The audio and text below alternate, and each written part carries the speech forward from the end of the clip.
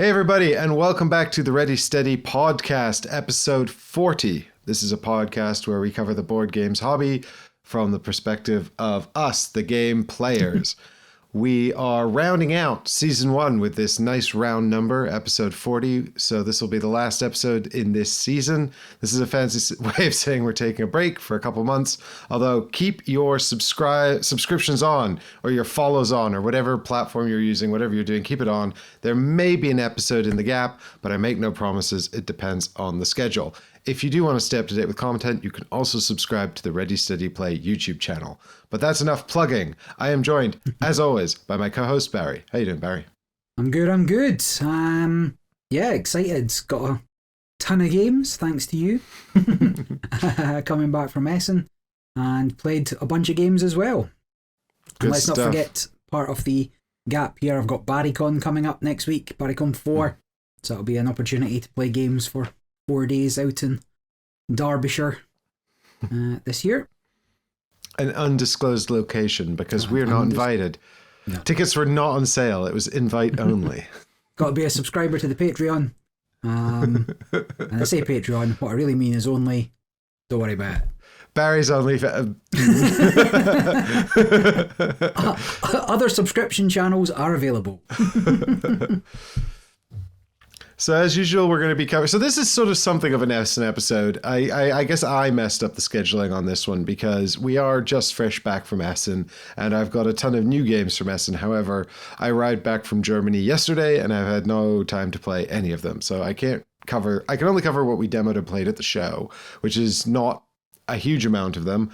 But if you stay tuned, hopefully we'll have a chance to cover some of these in the near future. In the meantime, we're going to be following the normal structure of the show, which is to say corrections, which I normally skip, but today I have a lovely correction. And then it's the news, and then it is the games we have been playing. So to kick us off, I'm going to correct something I said in the last episode, which is to say that Uprising Curse of the Last Emperor is a competitive game. Apparently it is not. Apparently it is purely co-op, and there are no other game modes. I know that there was a solo mode. There is now a true solo mode, but I would have thought that being a competitive game, it would have lent itself to that very naturally. Having said that, when I played it with Mark, I did not feel like we were on a team, and maybe that's what happened.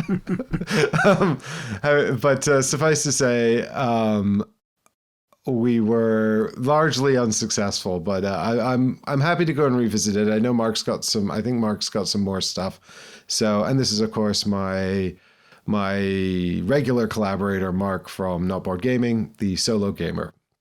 So anyway, we'll be revisiting Uprising, but it is a fully cooperative game, and that has been on crowdfunding, and I'm sure you can still late pledge if it's not still open.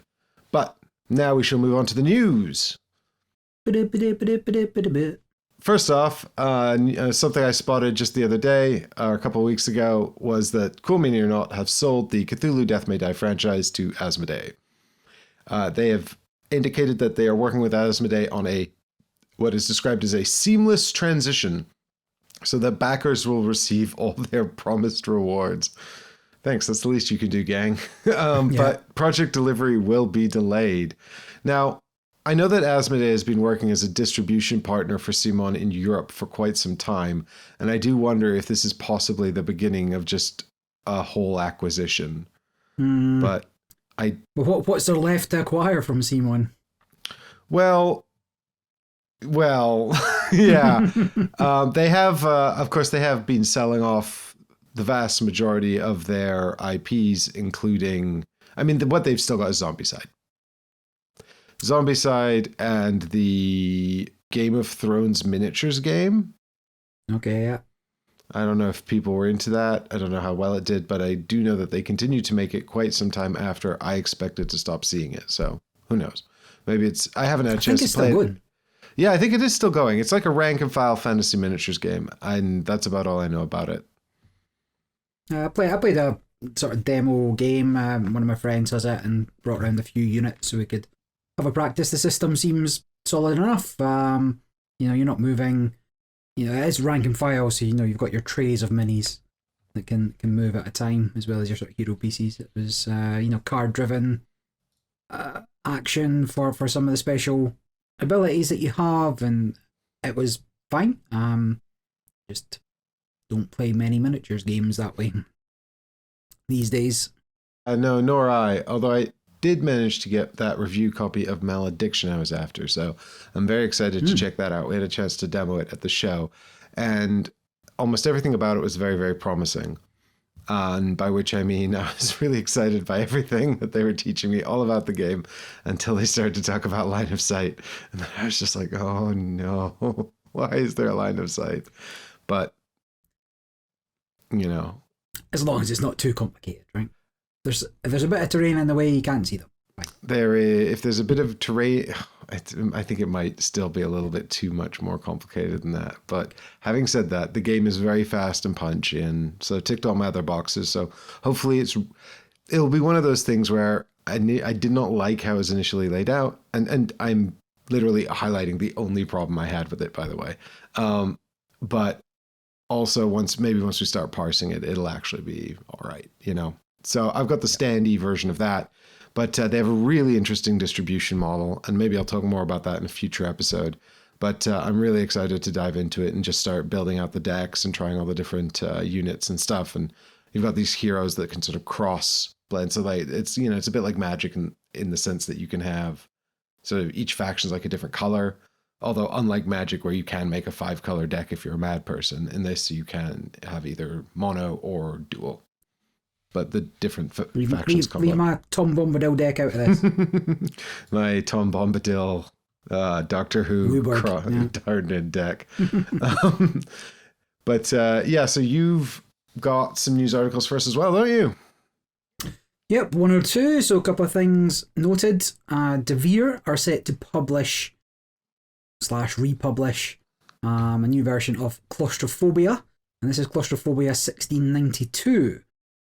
So this re-implements Claustrophobia 1643, which re-implemented Claustrophobia. So Monolith Games were behind the 1643 version. I forget who did the first version.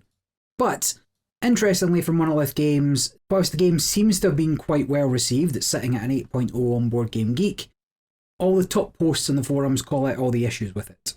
Could just be gamers grumbling, but there didn't seem to be a massive surge of people that were hailing this as a great re-implementation over the original, and it very quickly went on fire sale, I want to say. Like, it's €100, €110 game, and it very quickly went to €50 as they were selling off a lot of excess stock, and it's crept back up as stocks got low. But I don't think it performed particularly well. We have this, and we played it a few times on the channel, actually. I think you can find 2 playthroughs up on the channel of 1643. I saw a lot of people were complaining about the rule book. I think there's a couple of things to sort of note, and bear in mind, I didn't play the original, so I'm not well placed to make that comparison. And it also says here, by the way, the original was published by Asmodee. And yes.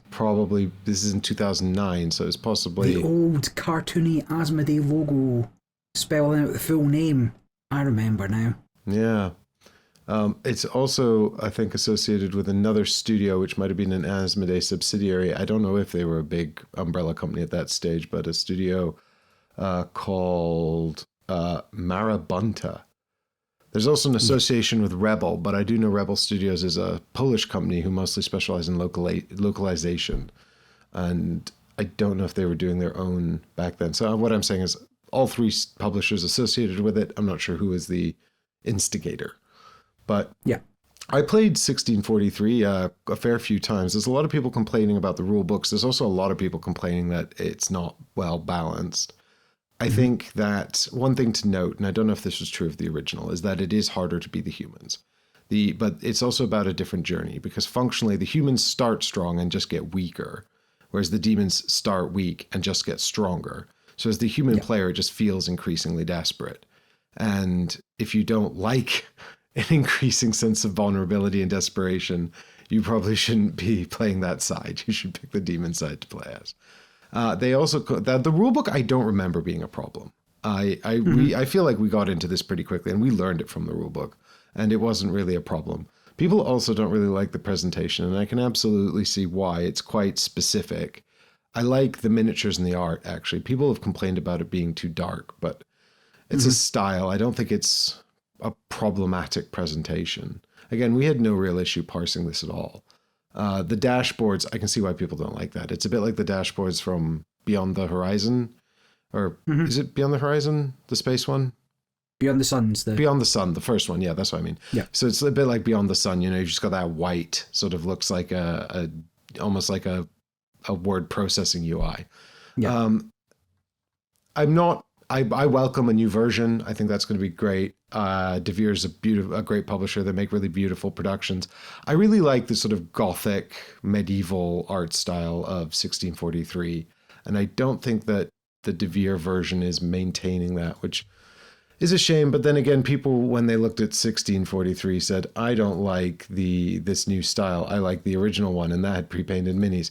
So, you know, it seems to me that, you know, everyone likes their own thing. There's something to be said for the two versions and probably this third version. So I own the original and the two expansions, and I've got a play sort of penciled in before the end of the year. The original box doesn't come with minis for each of the different demons. So your big demon is just represented by one mini that's the same for them all. I believe 1643 had more minis, but they didn't come pre-painted. Yep. And I don't know if the minis in there covered the whole range of the ones that are available in the original version of the game. Oh, I don't know if there was gameplay missing, so to speak, from 1643. I don't think there was. I'm pretty sure it was the whole thing in one box. Negative. So the second expansion of the original was definitely not included at all in 1643. The second expansion, which isn't very good, but the second expansion, you play a like croc lizard monster instead of the humans. Right. You've got a single character on your side to play through battling the demons. And it wasn't included. The people kind of yeah and nay. And there's actually in French, Croc, the original designer, has a massive list of scenarios. And they were published in French, but you have to work quite hard to get them in English. I think the Board Game Geek files has somebody's put them all together now, and it's there. And I've got it sitting to be printed, but I'd have to find somewhere that's going to print it to get the missions. And there was like a big book of scenarios, and obviously the whole game, if you're going to play it regularly, you know, it can thrive on having that kind of variety of scenarios until you find something that's... Is that set of scenarios compatible with all versions or only the first? I don't know. I did look at 1643 when it was on crowdfunding. I didn't think, I don't play Claustrophobia enough that I was itching for another copy. I don't think it would be a particularly appealing offering for people that had it already. Yeah. But I think it was a nice opportunity for people that couldn't get it because it was out of print for, at that point, 4 or 5 years, I think. Anyway, I do want the minis for the other demons from the original version. If there's some sort of add-on, well, I don't know if Devir's publishing direct or if it's going to crowdfunding, actually. I don't think Devir have ever run a crowdfunding. Well, I'll keep an eye on what's in the box and we'll see kind of what it adds. If it is the comprehensive version, everything great from both versions and everything you could have had, that would be of interest to me. I mean, but I actually want to play it again. I don't know if I want to keep it. I've not exhausted the content in 1643, and that's partly by dint of being a reviewer who plays lots of new stuff and also having a ton of 2-player games. But, you know, even you're saying you haven't played Claustrophobia as much either. So I think it looks like there's a lot of content out there to explore. And I feel like just within what I've bought from Monolith, I've got a lot of content, which is great. And it'd be nice, I guess, if some of that is formalized into this new version. I don't know how they'll present it, if this will be a very pared down thing with a lot of add-ons or scope for expansions, or if they'll look to formalize the French language stuff. But it's really nice that it's being brought out. I wasn't aware that 1643 was unavailable. I think you might be able to still buy it direct. I did have a look. It was like €105 on Monolith's site, but I don't think it's. I don't think there's that many copies left.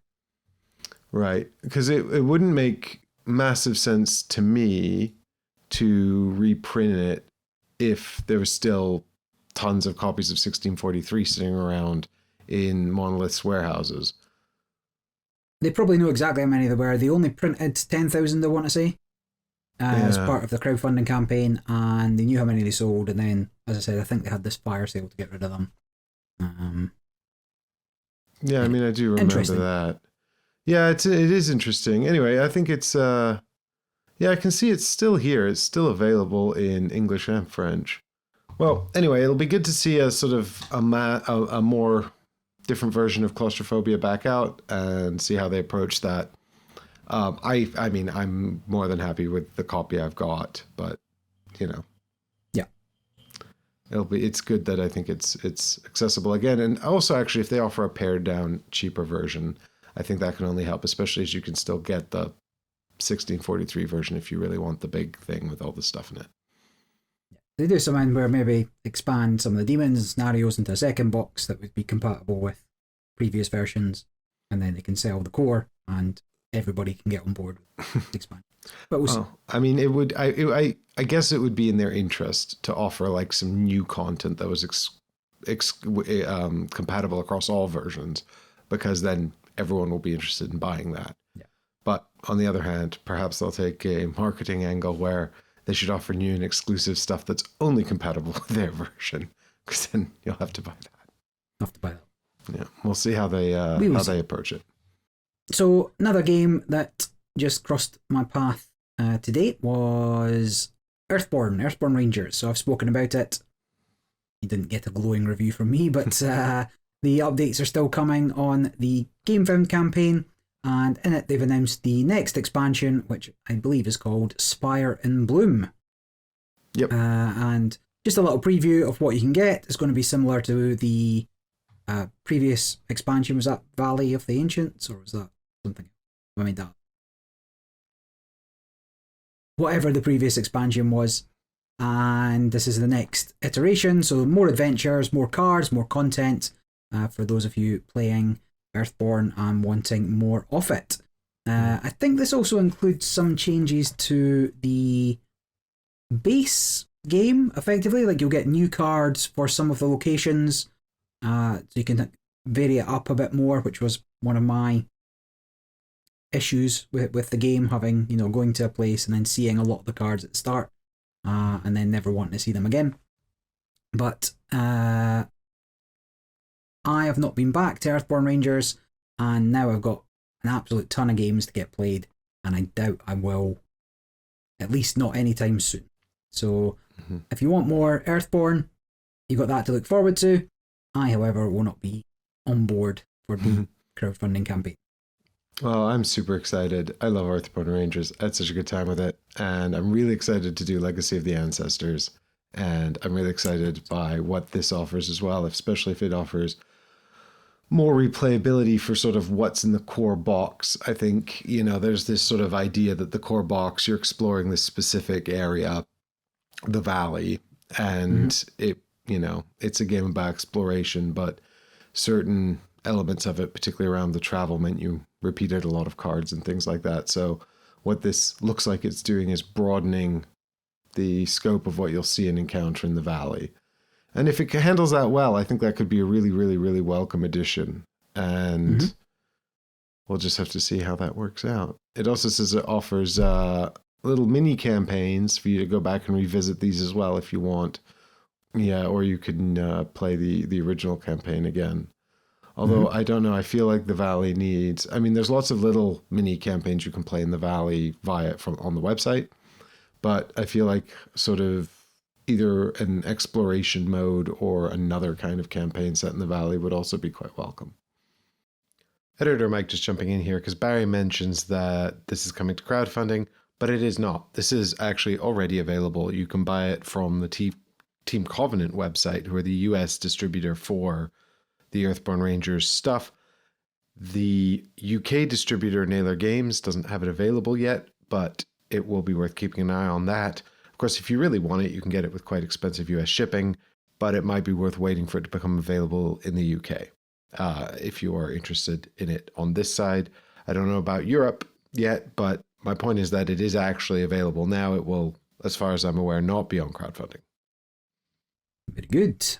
A game I own is getting an expansion, and not an expansion I was expecting. But that is for Hegemony. And this is called Hegemony Shadows of Authority. Now, Hegemony seemed like a complete game in a box. They went on to New World Order.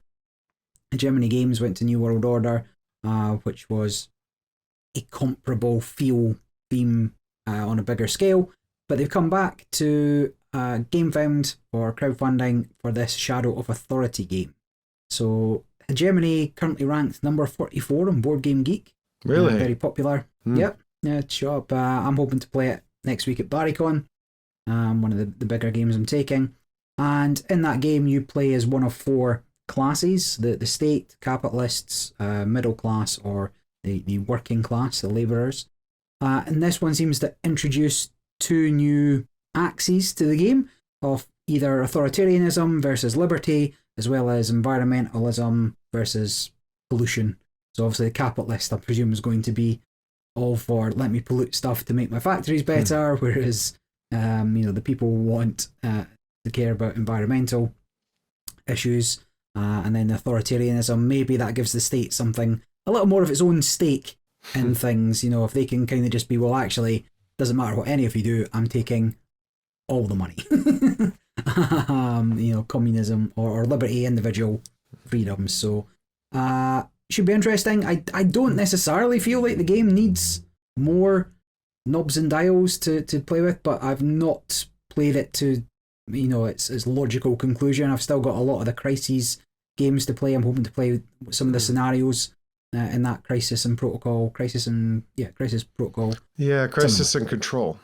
Crisis and Control. That's Crisis Protocol. I've not actually managed to explore Crisis and Control. I know one of the major criticisms, and to an extent it's one I share, I suppose, of the base game was that it doesn't really model social issues at all.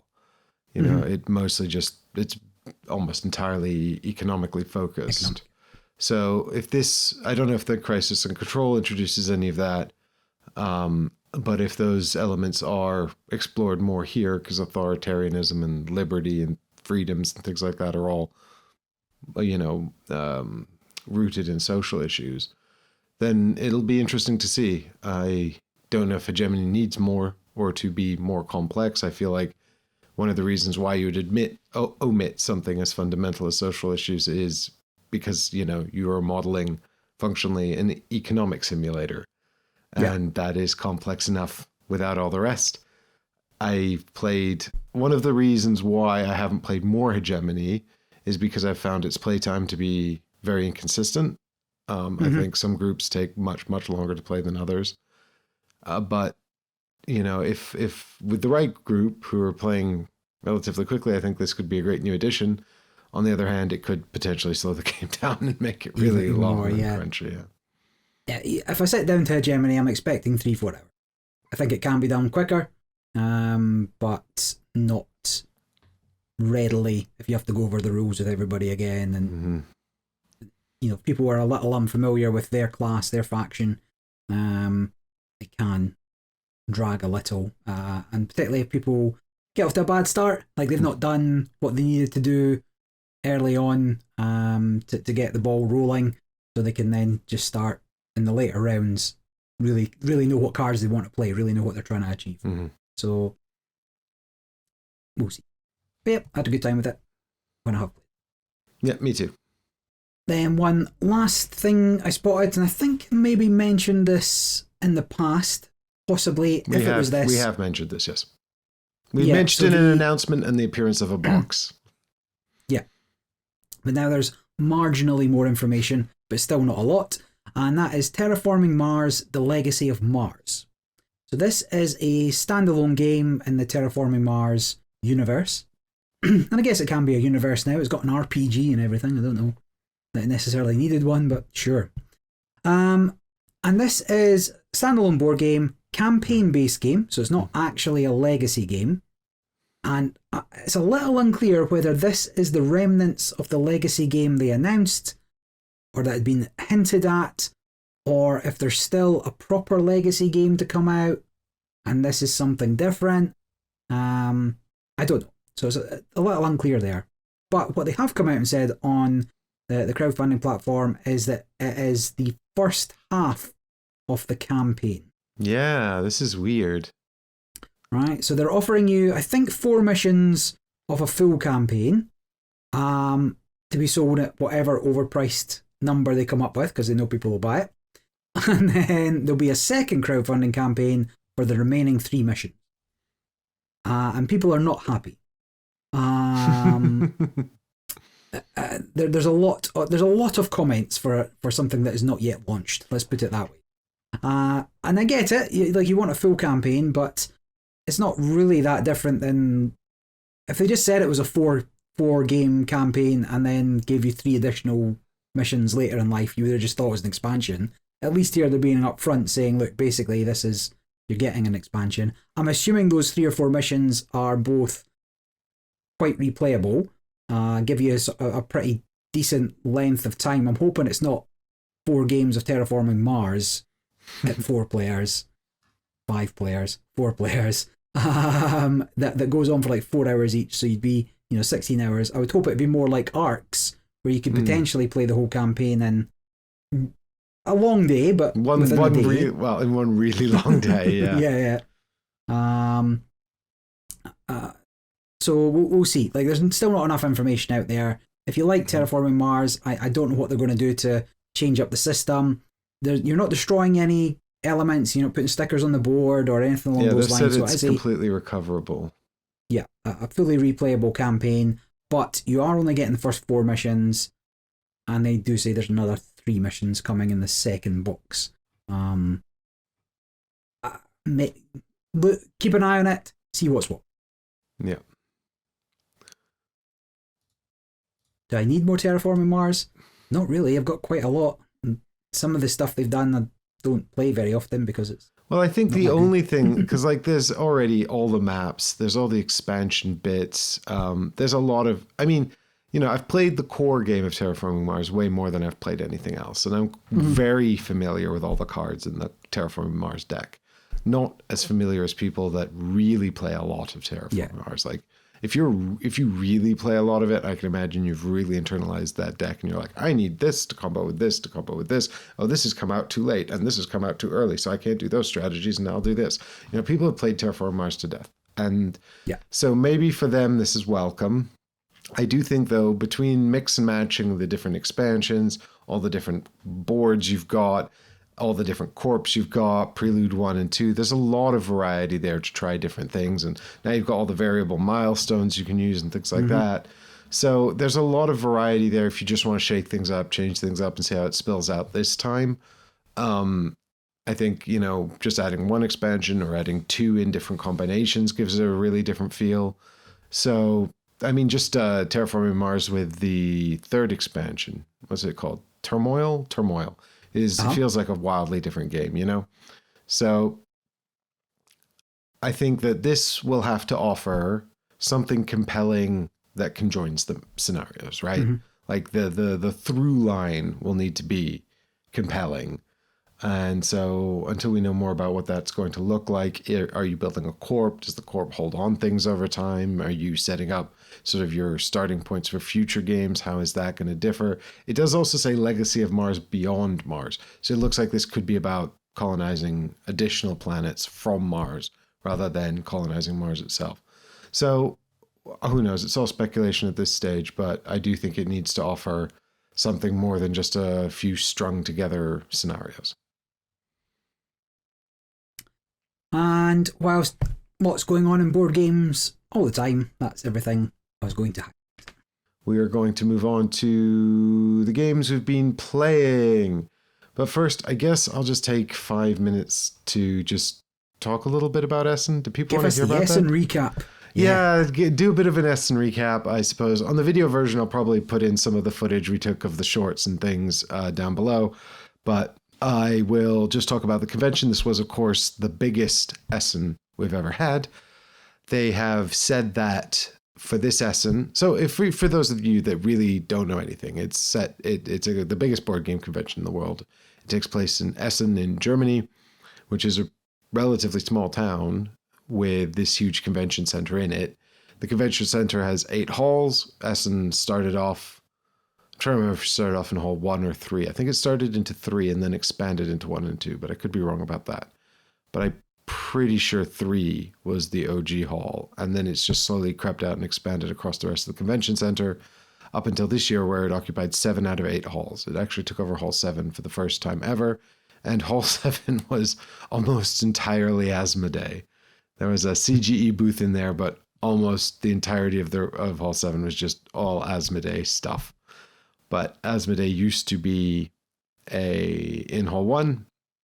It's just expanded outwards. My understanding is Asmodee spent an extraordinary amount of money on hall space and sponsorships at the convention, which to an extent is great. Essen is, it really is all about seeing games, demoing games, and buying games. There's no open play space. Because there's no open play space, there's no organized play or anything like that. Now, I do think that they tried to do something like the largest game of Catan ever or something as an event, but I don't know where they would have done that or how they would have organized that. But it's not traditionally known for open play. Most people end up back at their hotels or in local restaurants or bars playing games. And so they decided to sell only day-by-day tickets. So you could not buy a 4-day ticket. Well, I can only assume it's worth it if people were buying a 4-day ticket and only attending for 2 or 3 days. Well, we speculated that the reason they brought in these day-to-day only tickets were because people were buying, the difference between buying, say, 2 or 3 day tickets and the 4-day ticket wasn't significant enough. Mm-hmm. But it did, on the other hand, it did mean the price overall went up much higher. I think to buy the 4 days this year was about €30 more than it was last year. So it was a sort of a reasonably significant price increase, and you couldn't get the 4 days at all. So maybe, but I think they said it was to do with capacity. I think they were concerned that last year they'd sold out of tickets, but they were not actually at capacity. Now, I don't know if that's true, because I also understand they've had some questions about whether they might actually be over capacity in the past, because it's very, very busy. But at least they said that they were trying to better manage capacity and make sure that everyone who wanted a ticket could get a ticket, because they'd been selling out. And they did sell out. They sold out at least Thursday, Friday, Saturday. I know they sold out the Thursday and the Friday before the convention even started. I think the Saturday might have sold out on the Thursday or Friday. I don't know if the Sunday actually sold out. They also made it an hour later in the day, which is great for us. So instead of being 9 to 6, it was 10 to 7. And it is massive. And they have, so hall 1 is now all miniatures games, and hall 2 is the people who've always been in hall 2, plus also tabletop RPGs. They used to be in hall 5, the tabletop RPGs, but they've been moved to hall 2. But there are some people like Hans im Gluck who've been in hall 2 for years who don't want to leave. So it's like tabletop RPGs and Hans im Gluck. But, like some people just really, really want to keep the same spots. Like CG have had the same booth in hall 3 for ages. Devir seem to be in the same spot in hall 3. Asmodee used to have a huge stall in hall 1, but now they've moved over to, it was hall 6 and then hall 7 now. And hall 4 and 5 and 6. 6 is like sort of family weight games and more Asmodee stuff. 4 and 5 is like your smaller hobby publishers and also international publishers like Asian publishers and things like that. And then 3 is like the big sort of, it's known for being the big sort of staples of the industry. But it has also become the sort of the big Kickstarter companies, like you'd find Fantasia games and Mindclash games in there, for example. And yeah, it's just wild. Like, we spent 4 days just running around and looking at stuff and checking stuff out. And it's just crazy. And it's really interesting as well. And, because we're there from an industry adjacent perspective. So we have a lot of meetings and we go to a lot of sort of business meetings and, sort of events off the beaten path that are not necessarily open to the public. But so our experience is quite far removed, I think, from the regular experience that most people have there, but it's still wildly popular. And I saw people every day super like excited, running around trying to get to things. And It's really nice to see everyone demoing the games and see all the games set up, and all the publishers were selling out, which is really nice for them. I think it's a good way to get their games out. But also it was surprising to me that in this age of crowdfunding and online sales, to see how many people are showing up and just buying like sort of games that have even been out for 2 or 3 years, and they just see it and they're sort of like, oh, I'll try that. Oh, I guess, or I'll seeing it set up, was enough to sort of convince them to pick it up. It's hard to keep up. You're saying 2-3-year-old games, but you can't play them all. Yeah. And so eventually going on and just enough seeing it on the table, it's like, oh, that looks really interesting. I'd seen that. I'd seen somebody talking about that, or I heard somebody talking about that. You see it, and you're like, actually, yeah, that looks right up my alley. I'm going to give that a go. But some of the halls are a bit ridiculous. I see people behind walls of games, like taller than they are, wider than their arm span. And it's like, how can you buy all these games now? I get, like, if that was the last year, I get it, but there's no way you can play all those in any kind of reasonable time frame. Well, I think I've brought back about 30, and I expect it to provide content for most of the year. No, fair enough. What did you get me? 1, 2, 3, 4. You got me 6. But otherwise, absolutely fantastic Essen. I had a really, really great time. I got to see lots of cool stuff. I got to see the new... Oh, this is an aside. This could be in the news, but it's now here. I got to go over to Wolf Designer, Gods and Mortals. This is coming to crowdfunding really soon. I'm really excited about it. I was already excited about it. I'm more excited about it now that I've seen the game. It is a sort of like 60-minute, 3 to 5 player, no, 2 to 4 player, 2 to 4 player, argy-bargy. Like it says it's area control, but what it actually is stocks. And the way it works is that you're a god in ancient Greece, and there are these tribes in these territories on the main map, and they're fighting it out. And what you can do is spend your victory points, which is favor, I think, or worship, but they're victory points that determine the winner. And you spend them to invest your favor into the tribes. And then you use your godly powers to influence the board so they can move around and take over and win this area control game. And then their sort of value goes up. And then you want to divest while the value is high, so you make some profit on your original investment. So you're functionally like sort of investing and divesting from the different tribes and then trying to influence the area majority game in their favor. So it is area majority, but you're never fully associated with one tribe. You're always like sort of keeping an eye on the stock market, and everyone's trying to keep an eye on what you're invested in, what they're invested in. And maybe if you're both invested in the same tribe, you're fighting off on your like secondary investments. All the gods' powers look really wacky and fun and weird, and they're all very asymmetrical. And you're just taking actions through a deck of cards. You have a hand of cards, which is 4 cards, and each round you'll play out 4. And each player takes an action. It goes around the table like that. And the cards are actually very reminiscent of the Brass Birmingham cards, or brass cards, because it's the same in Lancashire, where it's it's either a tribe, so it controls a specific tribe, or a location, so it controls specifically one of the locations on that board. And it just looks really tight and quick to play, and I like those games where it's like sort of a familiar mechanic, but now there's an unfamiliar wrinkle in it, like the hidden sort of investments in War of Whispers, or the hidden scoring in Dogs of War. So this was sort of reminiscent of that for me.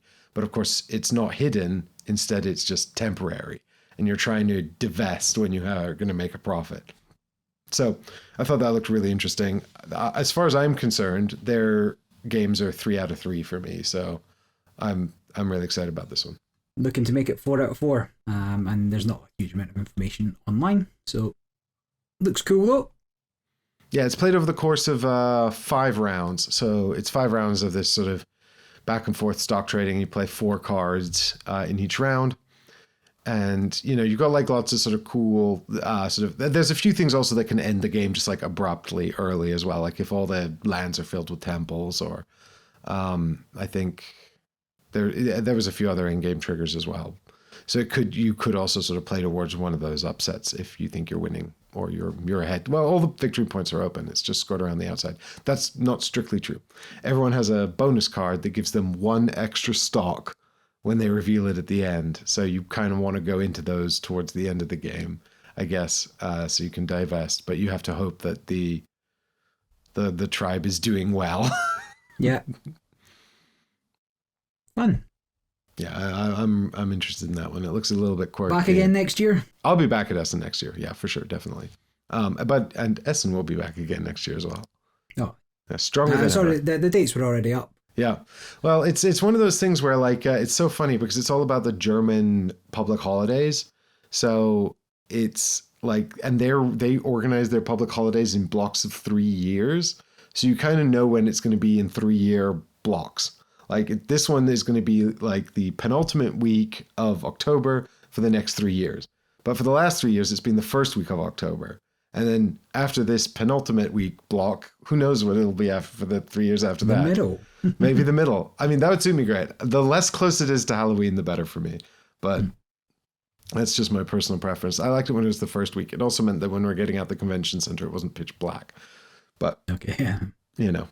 It's you know, it is what the German holidays will be. Not that there's like massive amounts of kids there.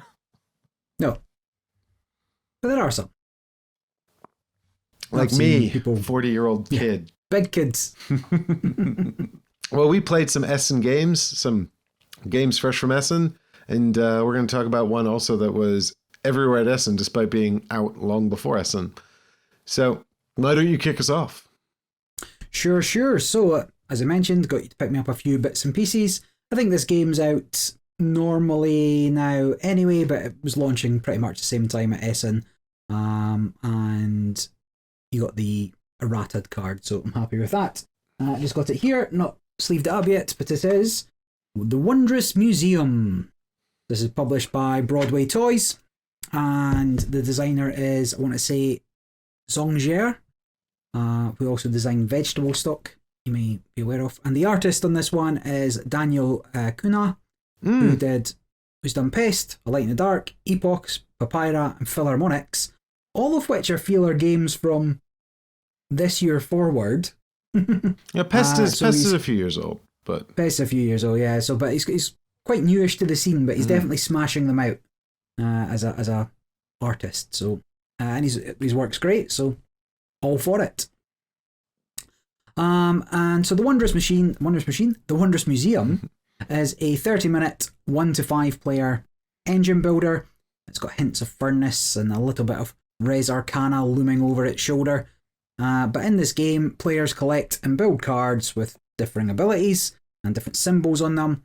And then they use resources on cards or by discarding cards from their hand before deciding when to trigger one of their 5 different coloured runes to activate all the matching exhibits in their display. So the cards they've played might be a pink and a blue card, and every time you activate pink, it will trigger.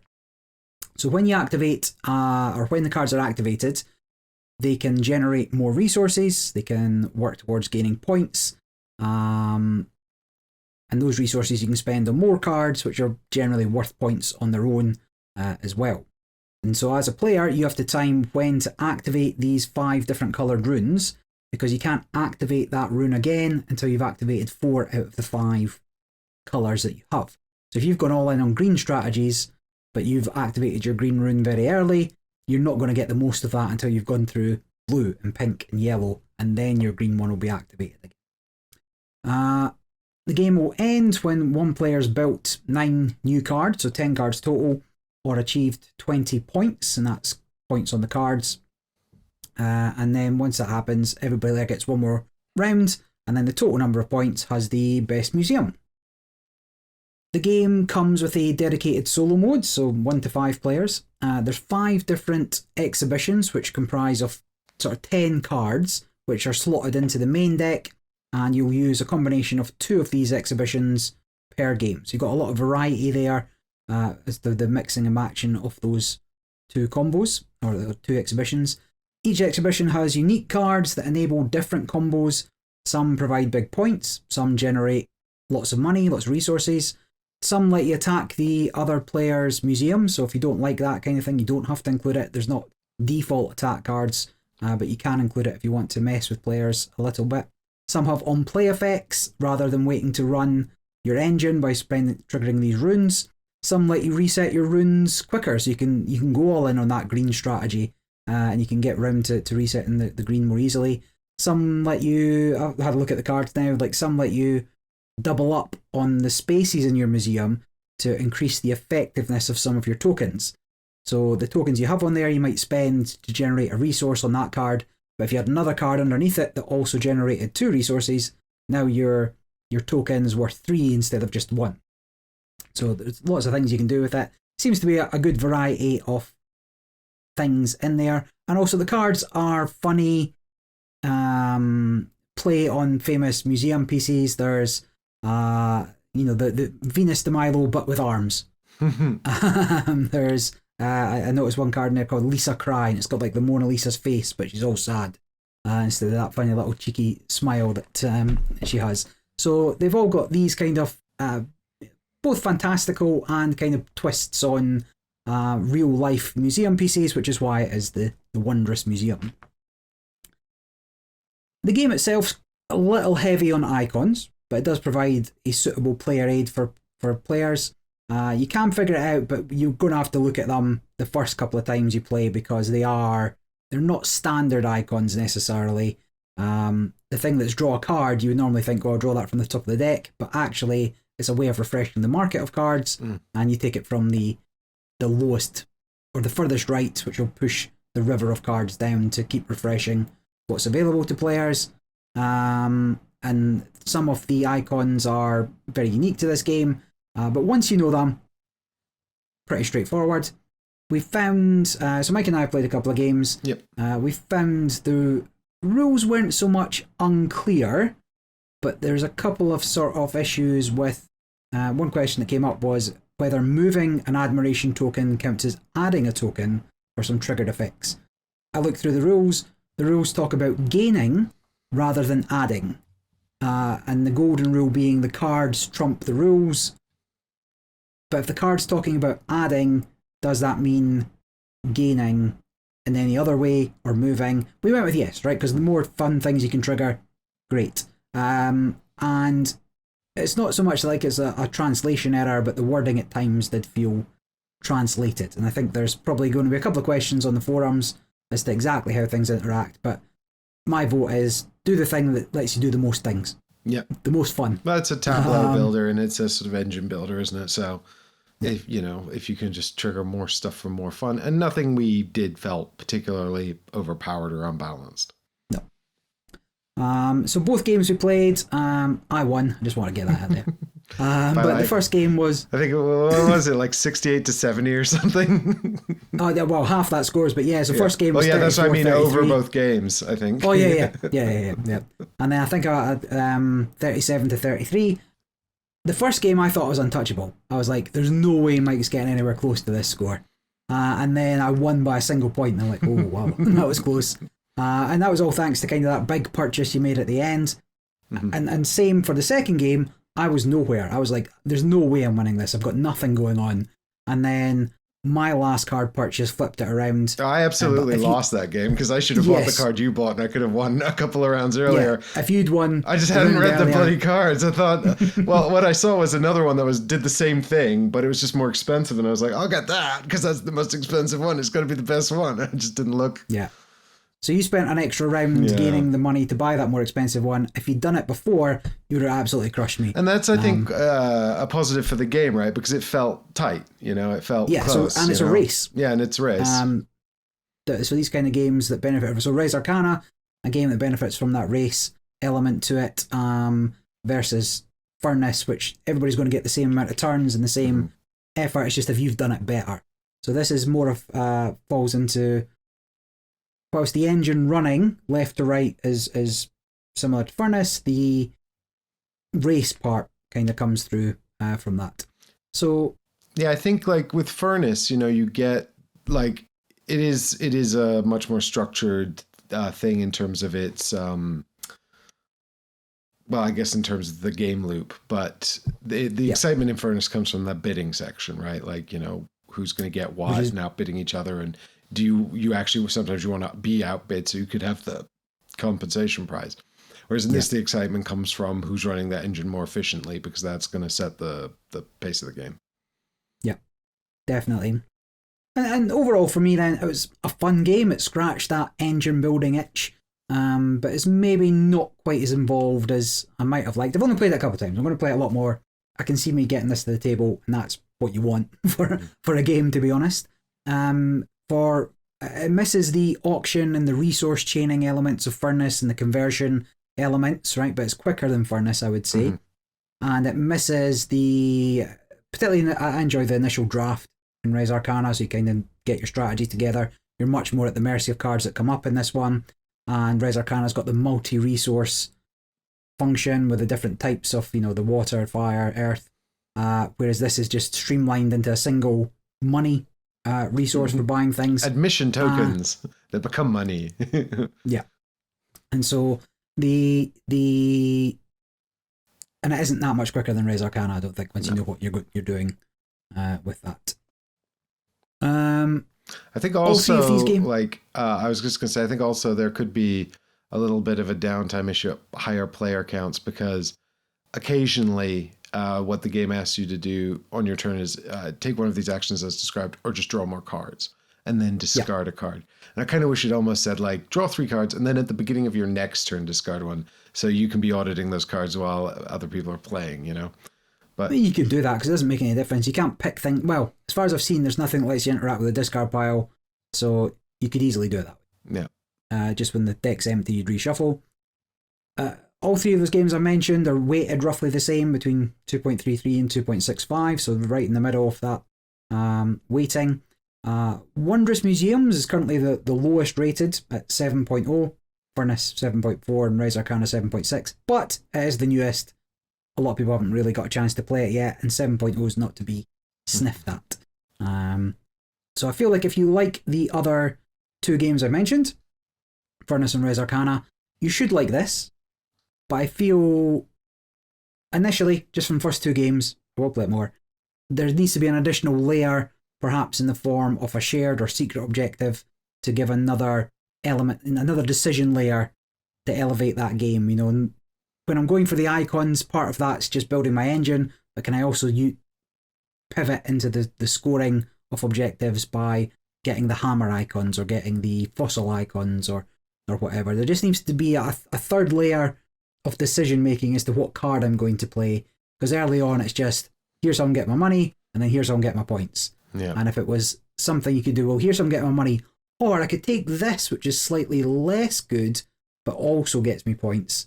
So you've got the sort of crossover part. So it was fun. It was I don't know what you thought of it, but I enjoyed it well enough. I think, for a light sort of tableau engine builder, it was perfectly competent. I like the quirky art and the art style. The cards were readable, despite being a weird size. I think space-based size card. Yeah. The one thing I would acknowledge is that it's got these modular exhibition decks, which I think is a really nice way of adding replayability, but I don't think you and I engaged with them very much. No. And I don't know if that was because it didn't feel, because there is this open market that has descending cost, and the idea is anyone can play those from their tableau as though they were in their hand into their tableau, but you have to pay an additional cost to get them. And some cards let you poach the cheapest one, and then it rotates. And in theory, I like that a lot, because it adds some player interaction, it adds a little bit of competition to get these cards early, and it broadens your options. But you and I don't think ever actually did that. I built 2 cards direct. Yeah? Yeah. But, I mean, that's across 2 games. I did want to build a third, because it had the hammer symbol I was after. But there wasn't enough time. Like, I couldn't have bought that, ran the engine, and bought the black market card. So there's two markets in this game as well. One is just the standard exhibition market, and then there's 5 cards that come out at the start of the game that are much higher cost, like double the cost of anything else. which are black market cards, and there's where a big chunk of your points are possibly going to go for. So that's kind of like that objective, that shared objective or open objective that I mentioned, except only one player is going to get that. So at higher player counts, you can't go for that necessarily as being your final turn play, because it might not be there by the time it comes into you. And again, that ties into the race part of the game, where, well, I need that. If I'm going for that, I have to build up to that as soon as I possibly can, because if anybody else takes that, that ruins my game. And that at least makes you keep an eye on people and what they're doing. So yeah. The other, I guess, it also has very quick turns, which I like. So I like the race aspect. I like the quick turns aspect. But then also it says at the end of every turn, also, you have to announce your score because you might be at 20. And then I'm just sitting there counting up. I'm like, I draw 3 cards. I discard this card. Now 1, 2, 3, 4, 5, 6. Just quietly counting points for a minute. But, it's fine. Generally, you can tell if you're not close. So it's okay. Yeah, because towards the end of the game, it's always, well, how many points are you on? 15. Okay, right, let's try it. And then so, well, if I run this, I'm going to get another 4 points. That'll take me to 19. And then I'll try and get a big turn for my last one. But I just got more capacity for maths than me. I was like, I'll run this. How many points will I get? I don't know. Some points. That gives me points when I run it. Well, when you bought the one that changed your admission tokens from 1 point into 3, like 3 points, and you'd had 5 on there, that's a big swing, like that, 10 point increase on a single card purchase, and it's only 20 points to trigger the end of the game. So knowing that that's possibly, like, you might have bought that and not realised it pushed you over the threshold. Like, I'm only on 10, and then suddenly you're on 20, or more. There we go. That is as Wondrous Museum. They did miss an opportunity at alliteration, but we won't hold it against them. So we played Lightspeed Arena. We demoed this twice, and then everyone went and bought it. This is a game designed by Leonardo Alisi, James Ernest, Tom Jolly, and Emmanuel Santillani. The art is by Marco Salogni, and the publisher is Tablescope. And Tablescope is actually a company that was set up to make scoring apps. And the way their apps would work is you'd take a picture of your game, and then it would work out the end-game scoring for you. And then they thought, well, can we make a game with this app? And that's what they did. And the game plays 1 to 4, goes up to 6 with expansions, although I don't know if I could play this at 6. It seems crazy. The game playtime is 5 to 15 minutes, which is completely accurate. It's a real-time game, and it is a weight of 1.1, which is very light. But although, I don't know, like, it's rules light for sure. And this was a Kickstarter game that has been picked up by Pegasus Spiel. So Pegasus Spiel had the copies at the expo. I was able to pick up a copy of the core game from Pegasus Spiel, as well as a couple of little expansions from Tablescope directly, so I could get the extra players in. So I could go up to 5 or 6. Although we did play it at 5, it was pretty crazy. But there it is. My copy's still in shrink. Actually, I haven't opened it. But what you're doing with Lightspeed Arena is every player is getting a number of ships. It's a space game. So we're going to first create the board by laying 4 corners out on the table. That tells you roughly what size it's going to be in the rulebook. But you can adjust the size slightly. Actually, it's quite flexible, really. And make it as big, which will make it easier, or as small, which will make it harder, as you like.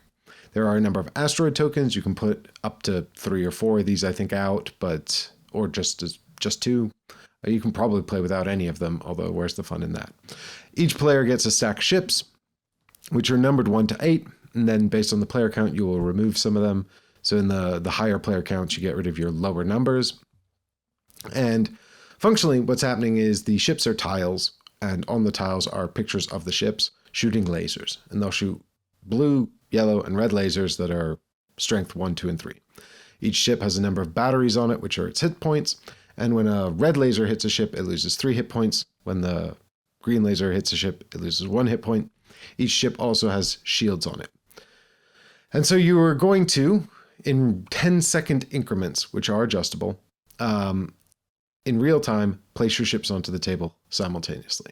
So the timer goes and everyone draws a ship from the top of the deck. You look at the one you've got, you try to figure out where you're going to put it on the board, and then you try to angle it. And then when 10 seconds are up, you draw another one and do the same thing, repeating until, you get through your whole stack. If you're playing with 6 ships each, it's a 60-second game. Except then most of the games is a resolution after that.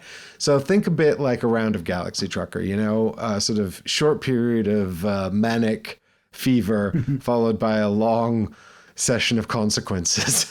And if that's not something you like, then this probably isn't for you, albeit the whole thing is significantly shorter than any round of Galaxy Trucker. But what you will do is once all the ships are laid out, and you will have tried to point them at your opponent's ships and keep your ships out of your opponent's lasers, you will then, but you can't move the ships. Once they're placed, that's it. So you kind of just put them on the table, and then you have to live with what you've done. One fun little wrinkle as well, because what's going to happen here is you're going to go into the second phase of the game where you take a photo of the arena, and you've marked the corners, so use your camera ideally on your tablet. It's much better with a tablet. We played at the demo booth with tablets that were very good, and then we had to use our cell phones after that because no one brought a tablet, and it was much less exciting because it was very small.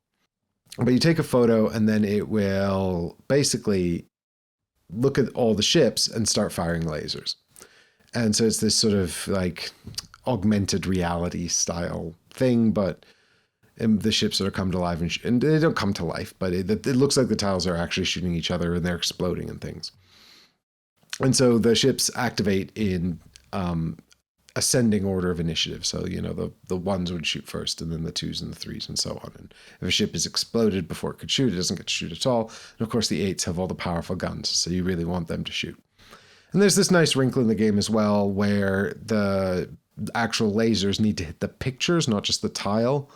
So you actually have to be looking at the picture of the ships, and trying to line that up with your eyes. And then some ships have shields on them, which reduce the incoming damage. And then there's all these other additional sort of wrinkles where you can hit the asteroid and that just does nothing, but then you can flip the asteroids over. They add special powers to the game, some of which will reward you for shooting over a tile, but missing the ship on the tile, and all kinds of wacky stuff like that. Actually, if you hit an asteroid, you mine some points from it. Which is risky. It's potentially a big win because you get points equal to the strength of the laser. So you shoot one of your big 3 lasers into the asteroid, then you get 3 points. But if the ship that captured the points is blown up, you lose them. And everyone also starts with a base on the board. And if your base survives the whole conflict, you get 4 points. But if you destroy opponents' bases, you get 4 points. So usually the game begins with everyone just pointing lasers at each other's bases. But it's total chaos. It's complete anarchy. The amount of times you end up hitting your own ships is absurdly high. It's really, really silly. And we had such a good time with it. It's really, we talked about bringing it to the pub actually. And we were just like, yeah, we're going to bring this to the pub and play it all night. And then we're like, oh no, it's so crazy. We're going to spill all the drinks. We better not. But, it was, it is really short. It is really short, and you'll probably play it in one sitting. You'll probably play it 2 or 3 times, and then you'll go, let's make it total chaos. And then you turn on all the optional powers and all the optional rules, and 4 asteroids with all the additional rules for those. And then it's completely unfathomable what's happening. And you're like, what is going on? Something will shoot something, but then it will ricochet into another thing, which will explode and hit 4 things around it. And then hit an asteroid, which will spin around and shoot something else. And you're like, why did any of that happen? And, so it's, I don't know if the actual, all the asymmetrical powers and the additional asteroid sort of rules, because the idea is the asteroids have different sponsors, right? Because it's like a sports game. And so the asteroids have asteroid sides, or you flip them, and then they've got sponsorship sides, and each sponsor has a special rule. And I don't know if all of that makes it any better. Honestly, it just makes it unfathomable. So, and you're watching it play out on your device, why is any of this happening? Who could have predicted any of this? It's complete chaos. I quite like it when it's just the core game and it simultaneously feels unpredictable, but some kind of strategy manageable. Is just within grasp. Yeah, there's something just within reach if only you could be sensible, and oh no, you've hit your ship again. So yeah, I like that a lot. Anyway, we had a really good time with that, and it's not expensive. I think it was 25 euros for the box, so it's quite a lot of enjoyment for a quick thing. And good to just carry around and break out at a moment's notice. A bit of a novelty. So that was really good. I liked Lightspeed Arena. The original version's 20 years old, and that was all done by using strings to measure. Sounds horrendous. Yeah, I don't think that'd be fun. There's the downgrade pack for Lightspeed Arena where you can go back to doing it manually. I did see that. So Tablescope had their own booth where they were basically fulfilling Kickstarters. And you could get I couldn't get it because I wasn't a Kickstarter backer. But people could get the downgrade pack. The backers could get their downgrade pack stuff there. But like, I mean, I think... Yeah. And I didn't know it'd been redone in the Among the Stars universe by Artipia and Stronghold as Stellar Conflict. Seems to have a lot of tokens. I know. I think that this very quick, very light, very punchy version that's done in 10 minutes is just right. Yeah, benefits from the app, right? Yeah, I mean, I do think that, like, some people might be annoyed that the game is twice as long in the app as it is to actually play, or even longer because it literally takes 2 seconds. It takes a minute, Yeah. to play if you're using 6 ships each. If you're using less, it takes even quicker, 50 seconds, which is pretty wild. But I think that, it is just overall, it's not going to be more than 10 minutes. So you can just hammer out a few games and then and it just sort of scratches that itch of a bit of manic chaos and then it's done. And it's fun to see what happened and see the mistakes you made. And, oh God, I didn't hit anything, or I thought that would hit you, but you're dead. So now it's hit me. Yeah, I wouldn't want to have to do all the stuff the app is doing any other way. Manually. Well, you could get like those laser pointers that make the straight lines when you point them down. You could sort of work it out that way. But then you're like sort of clicking on it, and then you need tokens to count damage. And also it's important because like a ship explodes when it takes its last damage, but then the points go to whoever dealt the most damage over the course of the fight. So like now you're having to calculate that stuff, right? And it's just like, no, I do not mind the app doing all of that for me because it's purely administrative. Yeah. The fun was earlier when we were trying to point lasers at each other. Alrighty then. Well, what I'm gonna do is I'm gonna ratchet up the weight just a little bit to Wispwood. This was a new game from Czech Games Edition at the convention. This is a lighter game. I mean, Czech Games Edition usually have something new. This year they had 3 new things, but 2 are expansions. So they had the new expansion for Galaxy Trucker, which I've got here, and I'm going to look at. I've got the new expansion for SETI, which is, sort of the prelude, ratchet things up quicker, but also game loses around. So we'll try that out. I was talking to some people who are SETI purists who were not excited about this because they were like, oh, it's going to make the game shorter and it's already perfectly balanced and very tight. And I'm like, yeah, maybe, but I don't know. I'm not as much I like SETI. I like SETI well enough. I thought it was really fun. I'll try the space agencies. Keen to give it a shot. We'll see what happens. Certainly, I think getting into the actual meat of SETI faster is definitely good, but I don't know if losing that extra round will make it feel too abrupt. So we'll see. But Wispwood was their new release this year. It is a tile laying game, and by a first-time designer called Reed Ambrose, and this is a review copy that I was given. So that CG gave to me. The art is by Stepan Drastiak, and it's published by CG, Czech Games Edition. It's a 1 to 4 player game. It says here 30 to 45 minutes, which is pretty accurate. It really depends how AP you get, I guess. This is a tile-laying spatial puzzle. And the weight is 2, exactly 2, on BGG at the time of recording. Quacks is a 1.9, Harmonies is a 2.02. So it's sitting just tight right in between those two. And I would go so far as to say this has less rules overhead than either. So if it's got any additional weight, it comes purely from the actual puzzle. Although I do think this feels lighter, more than 0.02 lighter than Harmonies. And I also think Quacks is not very strategically complex, if I'm honest. Most of the weight of Quacks comes from the rules overhead. So I think that's probably why these are roughly equitable, because this doesn't have as much rules overhead. not even close, but it is probably actually more of a puzzle than Quacks. This is a light 3-round tile drafting and tile laying game. And I guess the other thing is it's got the intangible grid like King Domino. So, you have to visualize the grid in your head. And technically the grid can be wherever you want it to be until you start hitting the edges and defining where the edges are. And some people really struggle with that. It's never been a problem for me, but some people find it really, really difficult. And case in point, when we played it, we did have one person where I was like, that's not right. You have to change that shape. That's too far. But each player's doing their own space. So if you are one of those Carcassonne players that likes shared competitive space, this is not your game. But if you like to build your own little puzzle, then stick around. So you're building your own forest. There are 4 wisps, and the wisps each have a scoring criteria associated with them, which is randomly determined from a set of cards. So the cards are each associated with one of the 4 wisps, as well as a 5th card that deals with the trees. There's also going to be trees, because you're building forest. But it's a spooky, scary forest filled with wisps. So it's a nighttime forest filled with wisps. That's the aesthetic. And you are a cat.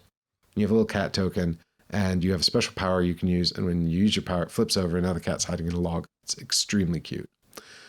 So there's 5 scoring criteria in total for the wisps and the trees. And then you will, on your turn, draft a wisp from a rondel. And each wisp will have a color. So it's going to give you the scoring criteria, but also be adjacent to 2 shapes, Tetris shapes. And so when you take the wisp, you then choose one of the 2 Tetris shapes and put it into your puzzle and build out the rest of the shape using tree tokens. And so you can choose the orientation and you can choose the rotation. Well, I guess that's it. It's just the rotation, because you can mirror it as well, because you're building it out of squares anyway. And then, you place that piece down and you keep moving around the table. The round continues with players drafting wisps until one player completes their grid. So in the first round, you're making I'm going to say a 4x4, and then it's a 5x5 in round 2 and a 6x6 in round 3. So the grid just keeps getting bigger. And when one person completes their grid, you finish that round. So there's a first player and you finish that round back to the first player, and then everyone scores their wisps. And then what you do is you reset your forest for between rounds, for round 2 and then for round 3. And then the final scoring's at the end of round 3 and then it's over. But what's interesting is that when you reset the puzzle, you pick one of the trees in the puzzle for the cat to live in, and you move the cat to that tree. And then you get rid of all the trees, but the wisps stick where they are. And so any of the wisps you added to the puzzle will remain for the rest of the game. And also the placement of that cat is pretty important, because when you start building stuff later, you've got a tree in there already, and some of the wisps care about where the cat is. So the cats, you can build adjacent to out of anything you've already placed, but like some wisps don't want to be next to each other and some wisps do. So you're kind of trying to eyeball this. Like there was one wisp in our game, for example, that wanted to be parts of groups of wisps. So in future puzzles or future grids where I had forests, grids, puzzles, whatever, the situation where I had lots of different little groups of wisps because I'd been putting those out. And I had to be very careful not to place one that combined 2 groups because it had a max size. And the minute I put 2 of my groups together, I just lost 25 points for no reason. So you sort of set up your own like carefully adjusted stumbling blocks over the course of the game, which was really interesting. So I enjoyed our 3-player game. And I thought the rounds were relatively quick. The gameplay was relatively quick. Even sometimes where people are sort of stopping to think about things, it was relatively fast. I think there's probably scope for AP, especially if you really struggle with spatial puzzles. We didn't have that problem. And I thought, it moved along at a good pace. I think the 30 to 45 minutes is maybe slightly on the optimistic side, but pretty accurate. The wisps sticking around to round, so you're sort of setting up future scoring opportunities and also problems for yourself. I thought that was really good and interesting. It also means you care more about the shapes in future rounds.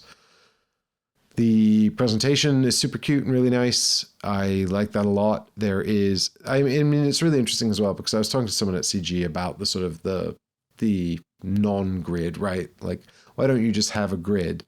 But then I guess it means that you're less free, because like I said, the edges of the grid are only established when you've met your width and height. So, you're more flexible up until that point, and you can't easily adjudicate that. Having said that, they do give you a little bar that shows the 4, 5, 6 on it. So you can sort of push that up against the side or the bottom to check.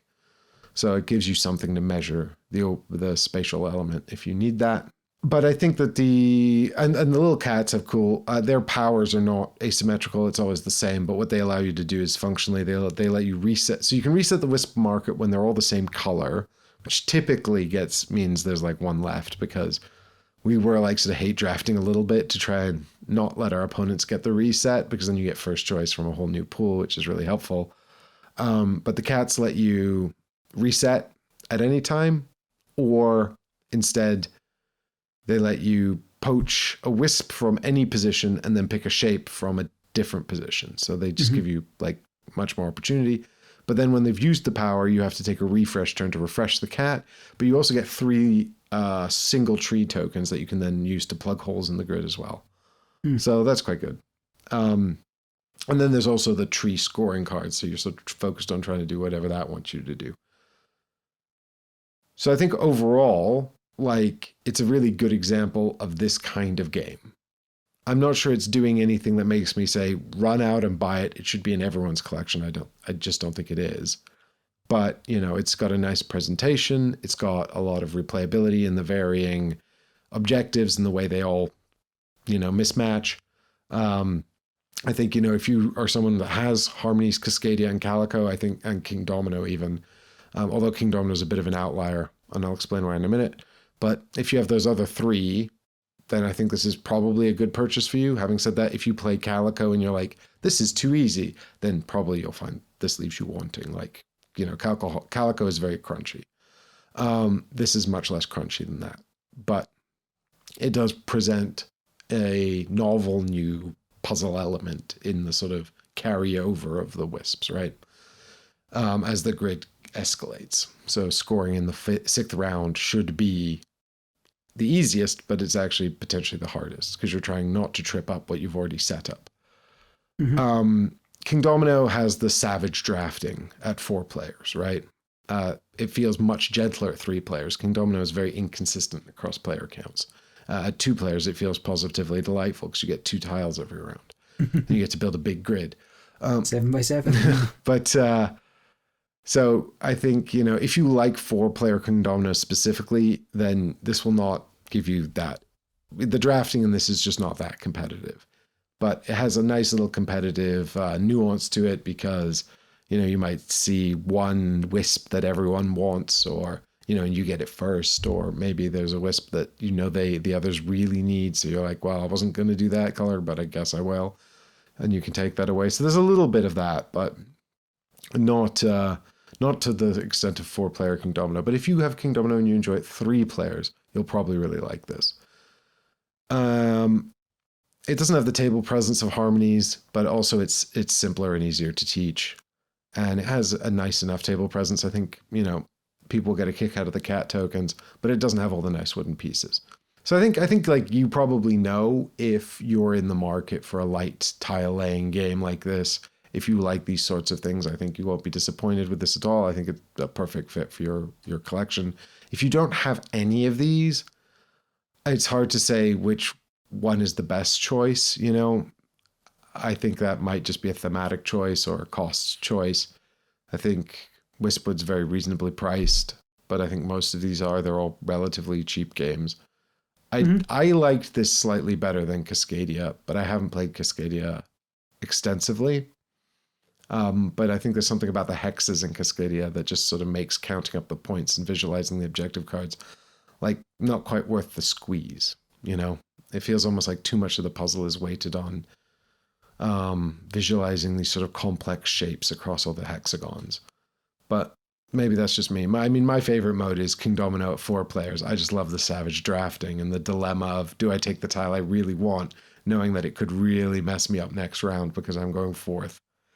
I love that about King Domino. But, I'll keep Wispwood around, and I'll probably play it a bunch more times because I do like it. Yeah, it was a perfectly good experience. And, I like placing out the trees and the puzzle that comes from that. I hadn't seen really how this game played, and you explaining it, and I've looked at the pictures now. I think there might be some, and you can tell me if I'm wrong, there's some similarities to a couple of other games as well. My initial thoughts were looking at where you're drafting the wisps from. Mm-hmm. Obviously, it looks a little bit like Planet Unknown, but can you pick from anywhere on the rondel? Yes. On your turn. Yeah. Fine. So it's not like when it comes to you. So it's yeah. So when it comes to you, you can pick from anywhere on the rondel, but even in the 3-player game, so functionally what you've got is this circle with the Tetris shapes, and then the wisps sit in between the Tetris shapes, and so each wisp is associated with 2 shapes. Right. And so what you're hoping to get is the color of the wisp you want alongside a shape you can use. And so there is some similarity to Planet Unknown there, where when you get your segment of the Lazy Susan or whatever, you're hoping to get the color of the Tetris piece along with the shape of the Tetris piece you can use. I think Planet Unknown is more involved. It's also got all the tracks going on. It's a bigger sort of grid that you're building. I didn't much like Planet Unknown. I played it a few times. It's fine. It's fine. I think that it is a little too much of just tracks on tracks and sort of going up all the tracks and tracks game, baby. Well, if I'm going to play sort of a grid game, generally speaking, I'll pick something like a bit lighter or, I'll jump into something much heavier. Yeah. But yeah, this is, I would pick this over Planet Unknown personally. Fine. And then the objectives look a little bit, I don't think you've played it, but we spoke about it on here, Timbertown. For the same thing where, so like, I noticed one of the objective cards is you want the pumpkins not next to each other, 5 points for each. Sure. Right, so the same way as you're building your town up in Timbertown, you want your yellow buildings separated, or harmonies, you want 2 farms together to score those. Similar to that, but it looks more...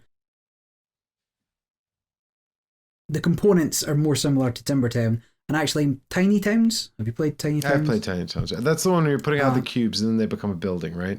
Yeah, and what you were explaining about having the positioning of the wisps and stuff seems similar in that you're putting out the position of the resources, and then Tiny Towns, of course, they condense into a building on one of the spaces that you made, but that spatial awareness part of it, whilst working towards certain shapes, seems quite other games that maybe... Yeah, so I mean, I think that there is some similarities with Tiny Towns. Of course, in Tiny Towns, you get a reprieve when a building is formed.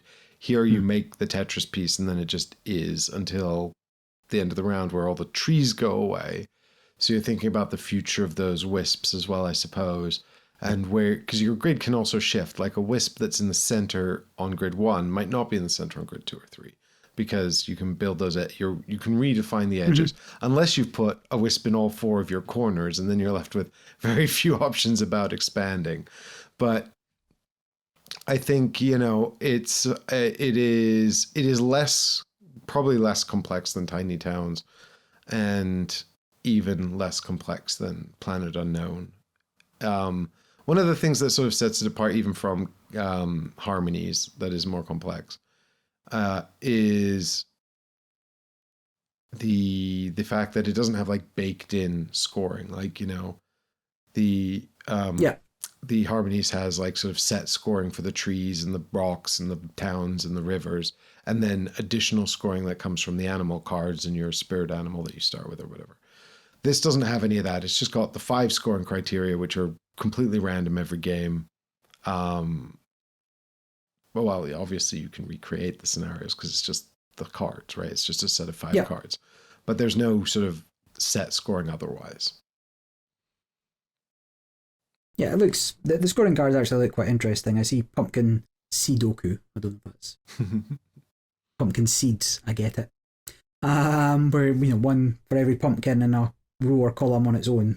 Yeah, exactly. So like you might do that quite easily in the 4x4 at the start and be quite pleased with yourself, and then you have to spend the rest of the game trying not to put pumpkins in those rows or whatever, and then they shut each other down. And so yeah, it's sort of designed around this idea of the wisps being eternal and tripping you up, being easy to score early on and then much harder to score later on, but you've got a bigger grid, so potentially you could get a lot more points.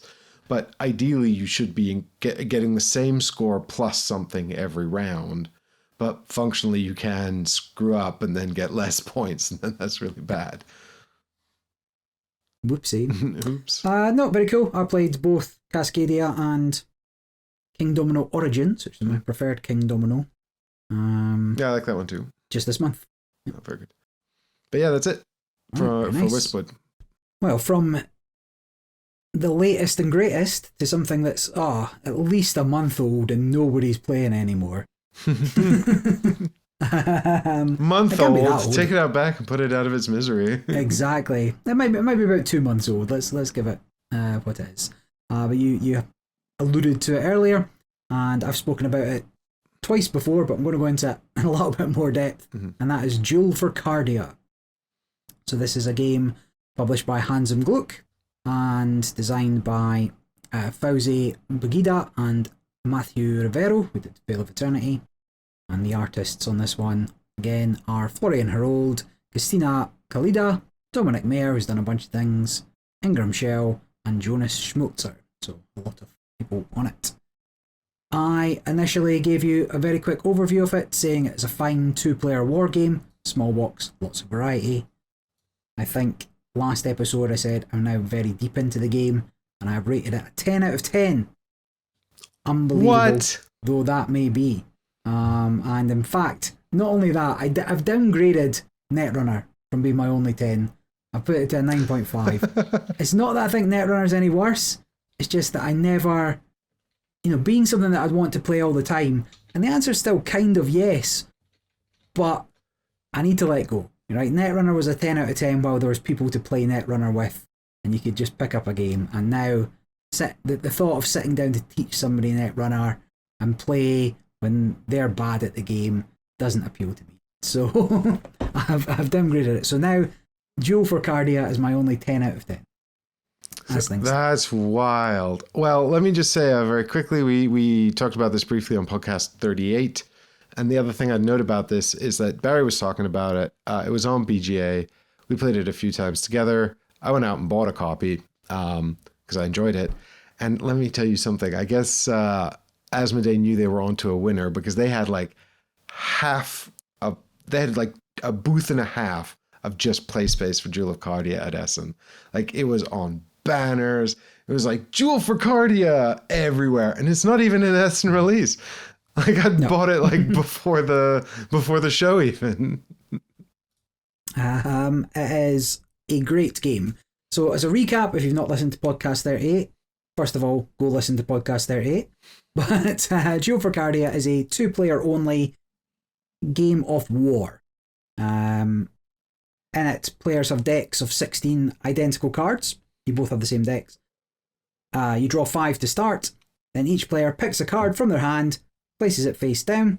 Both players reveal it simultaneously, and whoever has the highest value card wins. Right? And by winning that round, you get a ring. And a player needs 5 rings to win the round, and you do that best 2 out of 3. Sounds phenomenal so far, doesn't it? No, sounds awful. But the thing that makes this game worth playing is that every card has a special ability, and the loser of each matchup gets to trigger their special power. So whilst the winner gets the ring, the loser gets the ability, which might prevent them getting the ring in the first place. These abilities might mess with your opponent's deck. They might mess with the cards in their hand. It might be used to give you information. Your opponent might have to play ahead of you next turn so you know what you need to play. It could give you special powers like winning ties. Or more interestingly, and a big part of the game, is that all these matchups are laid out on the board, left to right, right to left, whatever side you're playing, and they're constantly assessed. So if one of your powers lets you change the value of the cards on a previous matchup, and your value is now higher, you can steal the ring from that player and take it over to your side. So something you were previously losing, you are now winning. And the interaction of those powers is super interesting. There's always an interesting choice to make. What they do is interesting. When to play things is interesting. The second guessing, particularly as the number of cards narrows down, you know what's in your opponent's hand. You've just got to outthink them on what they're going to play. becomes more and more interesting as the round progresses.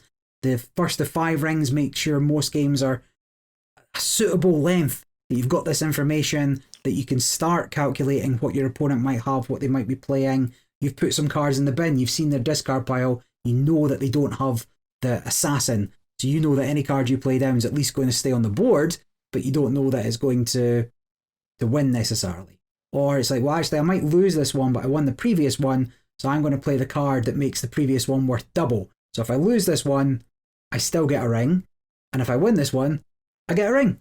Great. and these kind of decisions, you think, and then you think you're really clever, and then your opponent plays under you and does something that means you don't get to trigger the ability at all. You know, they play their card that doubles its value, and so they lose, but suddenly their value's doubled. You don't get to trigger your ability to double your previous one, and you've lost this ring as well. And you're just like, I thought I was an absolute shoo-in for that one. So the box for Cardia is really small. It comes with 2 decks, two decks of unique 16 cards, and it recommends deck 1, deck 2. But the interesting thing is you can mix both those decks in any combination as long as both of you have the exact same cards and there's only a single card of each value 1 through 16 in them. You can take the power of the 3 card from deck 2, switch it out with the deck from the 3 card from deck 1, and then you've got a slightly different matchup. Suddenly the card that gives -5 doesn't give -5 anymore. It instead double triggers your power on the next round if you lose that one. And so it's like, well, now your opponent's like, well, I don't want to let you get a double trigger, so I'm going to play my lowest card next time to try and lose it. And then you can get away with playing a lower card to win a ring. All very interesting. And if all of that wasn't enough, there are 8 optional location cards which change the rules. Like how many cards you draw. Maybe you start with 2 cards in your hand, but you draw 2 a turn. Maybe if you win 3 in a row, you'll win the game, rather than having to win 5 in total. Or just otherwise impact the matchups in interesting ways. So you may recall from previous podcasts, I have heavily poo-pooed a number of these war-style games. And war is its most basic forms, like the casino game. You both flip a card off a deck of cards, a standard deck of cards, highest number wins. Right, just pure gambling. And there's a whole bunch of these cards just now, and a whole bunch of them on Board Game Arena. And I played a lot of them, and the problem is none of them are anywhere near as good as Cardia. Mm-hmm. So there may be okay-ish games, and I'm maybe not giving them a fair shake, but a lot of them are terrible, and particularly terrible in comparison. So here's some of the pros. Here's why it's a 10 out of 10. The games are quick. 15 minutes, a match, right? So that's the full thing. Well, best 2 out of 3.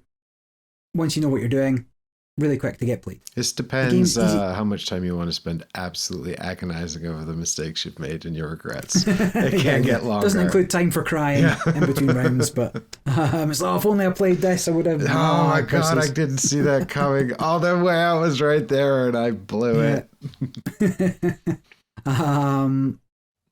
Super quick to play, super fun, super engaging. It's easy to understand.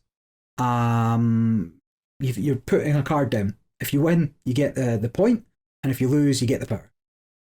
That's it. The rules are clear. They cover the edge cases, but actually there's not a huge amount of edge cases because everything fits into this framework of reveal the cards, determine the winner, trigger the loser power, place the ring, or assess for who's winning the matchups. So the game comes in a super small box, right? Just like this. And it's got everything I mentioned. The 2 decks each of 16 cards, the 8 location cards, reminder cards, some just cards for having, all the tokens, all fits in there. Super portable, you can put it in your pocket, easily fits in a bag, you can put it there and just always have it on you. That's not always a must, but it's nice that it is. Not intimidating for people, you pull it out, people are quite happy to like, oh yeah, I'll give that a go. It doesn't look that complicated, and it's not. The game looks good, it conveys enough about the world within it. There's not like a massive amount of lore in the instruction book or anything, and there's not like a bunch of things to learn about it. There's not huge exposition dumps, but through the art and through what each of the cards do, you learn a lot about this world and kind of what the world of Cardia is. Like deduction games, The games you win make you feel smart. But also, like the best games you lose make you feel like the other person was lucky. And it would never happen again if you were to replay the exact same scenario. I do not think that's right. I do think that when I was losing these games, I felt dumb and that you knew the cards better than me, which is probably a good thing. Yeah. I think once both people are on a par, we'll say, it feels like, oh, I can't believe you had that one card that perfectly counters this that I put down. But in reality, about 4 cards were the message plan. But you're hyper focused on this one that did do it. There's a great balance in the cards between sort of skill and luck for the game as a whole. But between the values on the cards and what they do when they lose, and when you get to trigger them versus when you don't get to trigger them, it's clearly been hyper play tested, like just played into the ground. And everything just works perfectly, and it's all just chef's kiss there.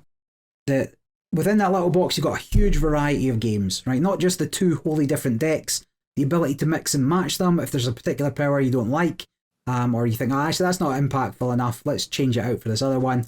You can do that, and you can customize that experience to what you want. Those locations change up the basic rules, but they don't feel weird or tacked on or anything like that. It is a complete game in a box. It's the kind of thing you want to design, but it is expandable. And I think with the success of it, we might see a few extra, at least locations and probably another deck of cards. There has been some chat in the forums. On the Board Game Geek forums, it's like, assuming the success of it, we've already got some ideas. I think that's coming from Matthew, but he's not. And I think with the success of it, we should see additional cards. Now, it could be that completely ruins it, right? The balance can't get the same kind of tightness, but it might. If they get it right, be phenomenal. The difference between the 2 decks as they stand, deck 1, deck 2. Deck 1 is this bombastic, but it's the best of the best, right? The deck 1 is the best of the best. This is a great game. Deck 2 is a little more involved, a little more nuanced. There's a lot more number manipulation in it, rather than sort of bombastic effects when you lose, and that could be a much more interesting game for those as you get more into it. It is a tournament style game, but it's also fun enough that you could just bust it out. Well, it says here as well, it goes up to 4 players. Does it mean you can play 2 head-to-head games? It means you can play 2 head-to-head games. So it's 2/4, right? Yeah, there's enough. So it is a 2-player game, but the single box can support 2 2-player games simultaneously. Yes. So you can do a little tournament. That one. Exactly. And you may want to do that. And yeah, it's just is a perfect example of what it is. Does exactly what it sets out to do. It has all these... The decisions you make within those 15 minutes are excellent. You can go in with a little bit of a strategy. Like a meta has already evolved on playing the game.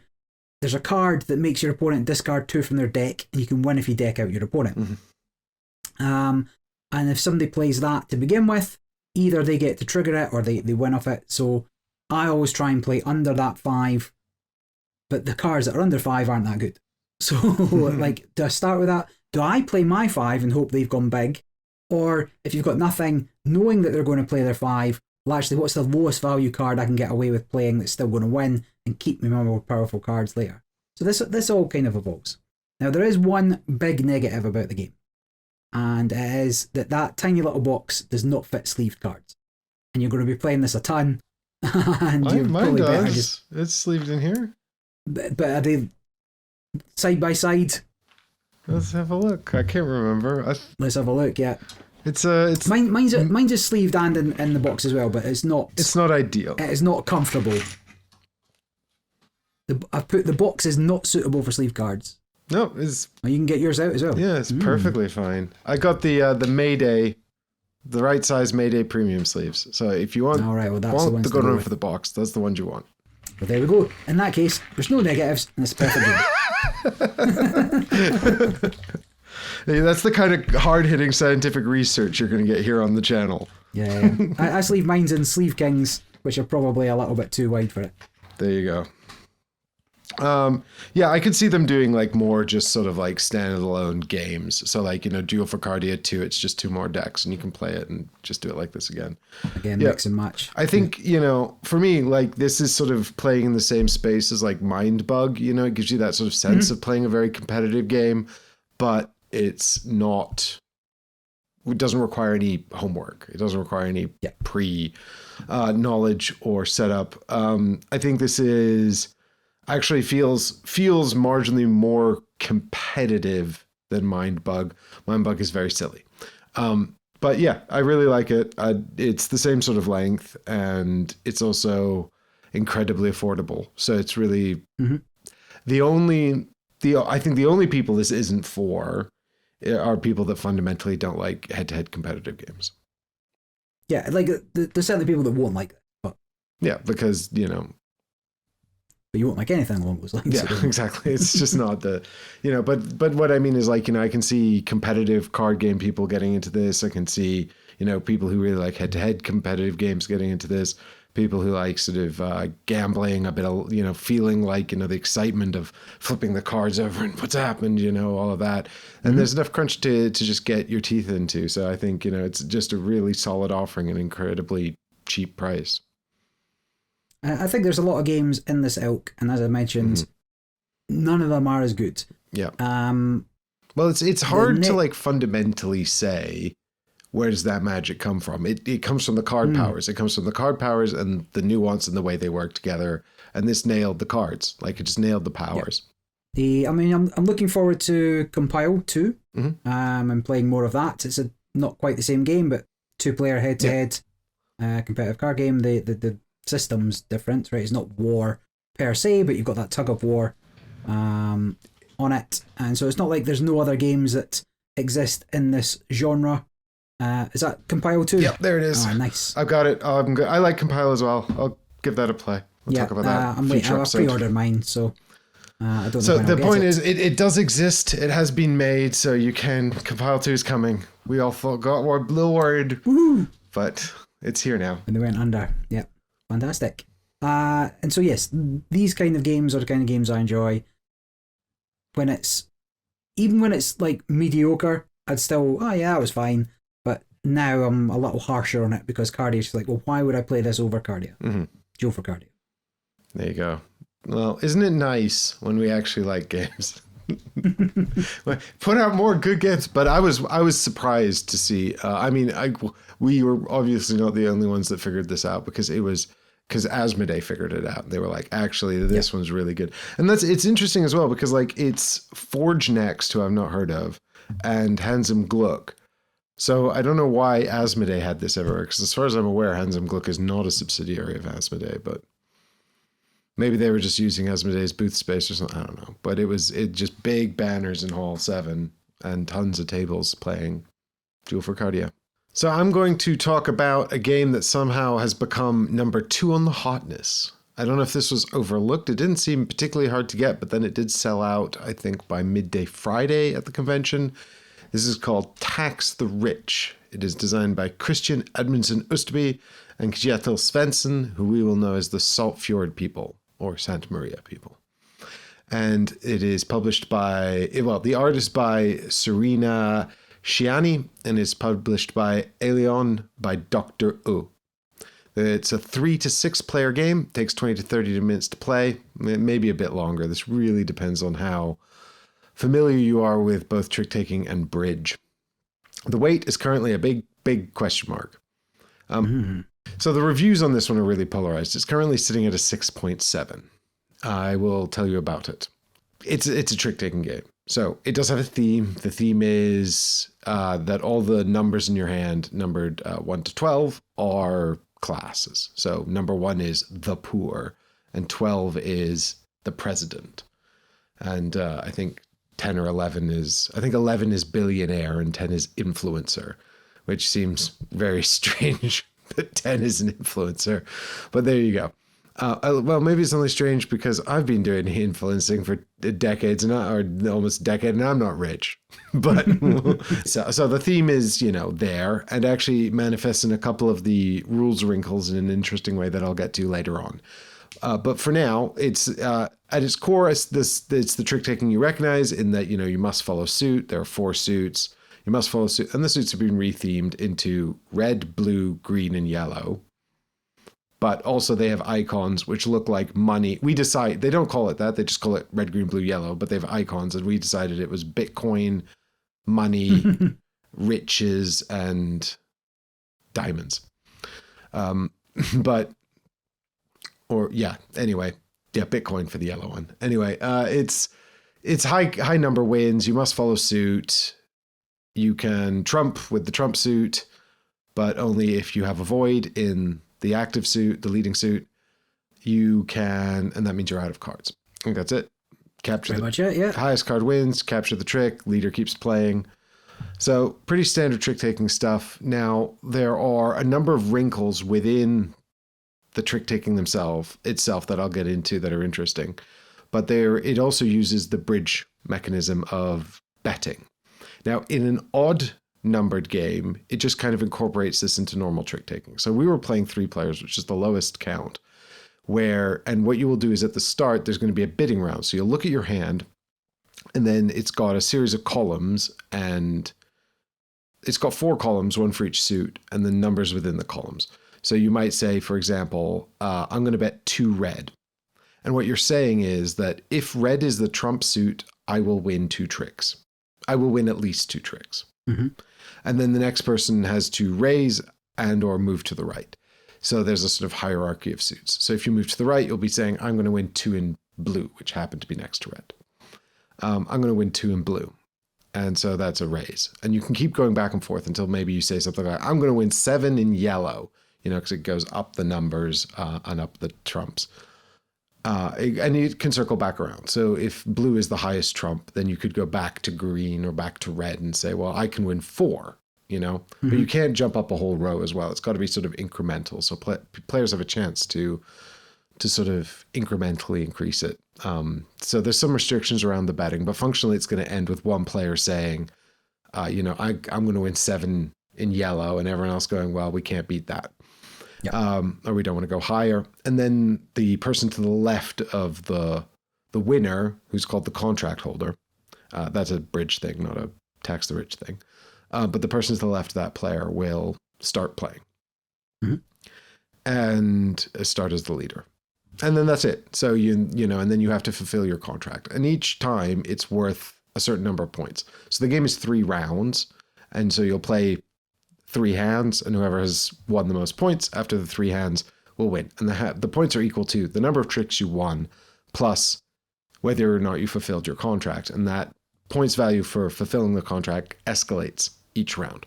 It also escalates as the bet increases. So if you make a big bet, like I'm going to win 10 in green, you'll get a lot more points than if you won 2 in green, mm-hmm. But the hands are, I think, 12 cards. So if you say I'm going to win 7, you're betting you're going to win over half of the tricks you play, right?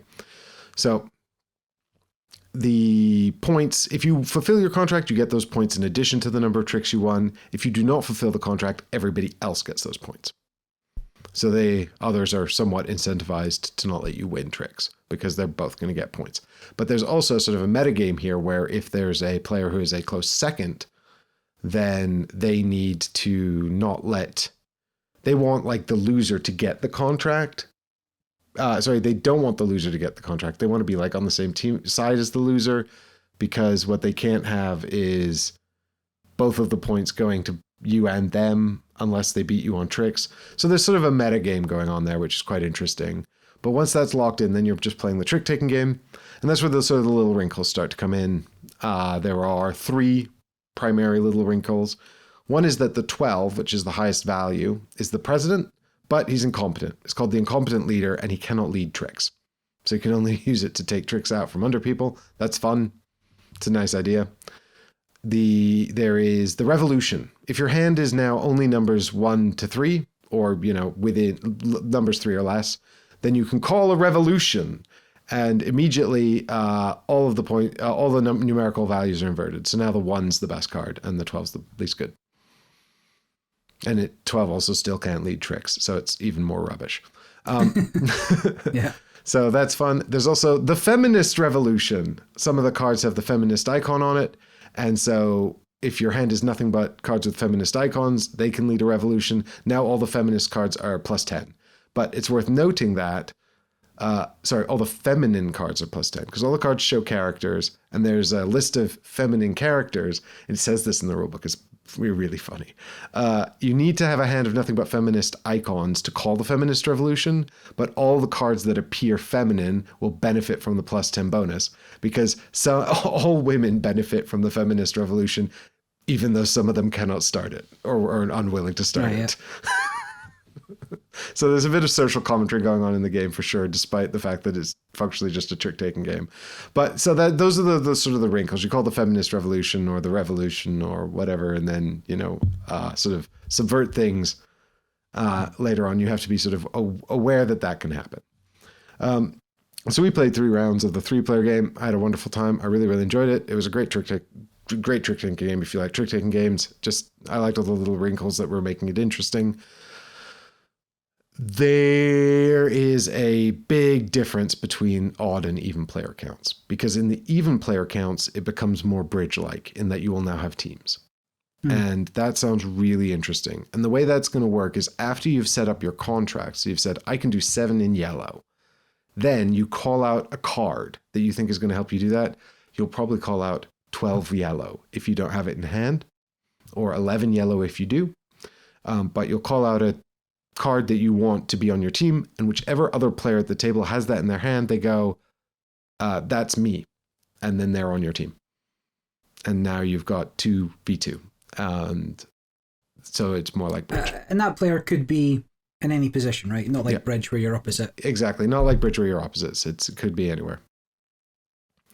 So that's a fun wrinkle as well in the even player game. It's worth noting as well. I don't know if this is important to anyone, but when you do call a revolution, you also have to reveal your hand, which is a big price to pay. So it's even better when you've got a matching hand, but someone else calls the relevant revolution. That's ideal, but you can't bank on that happening.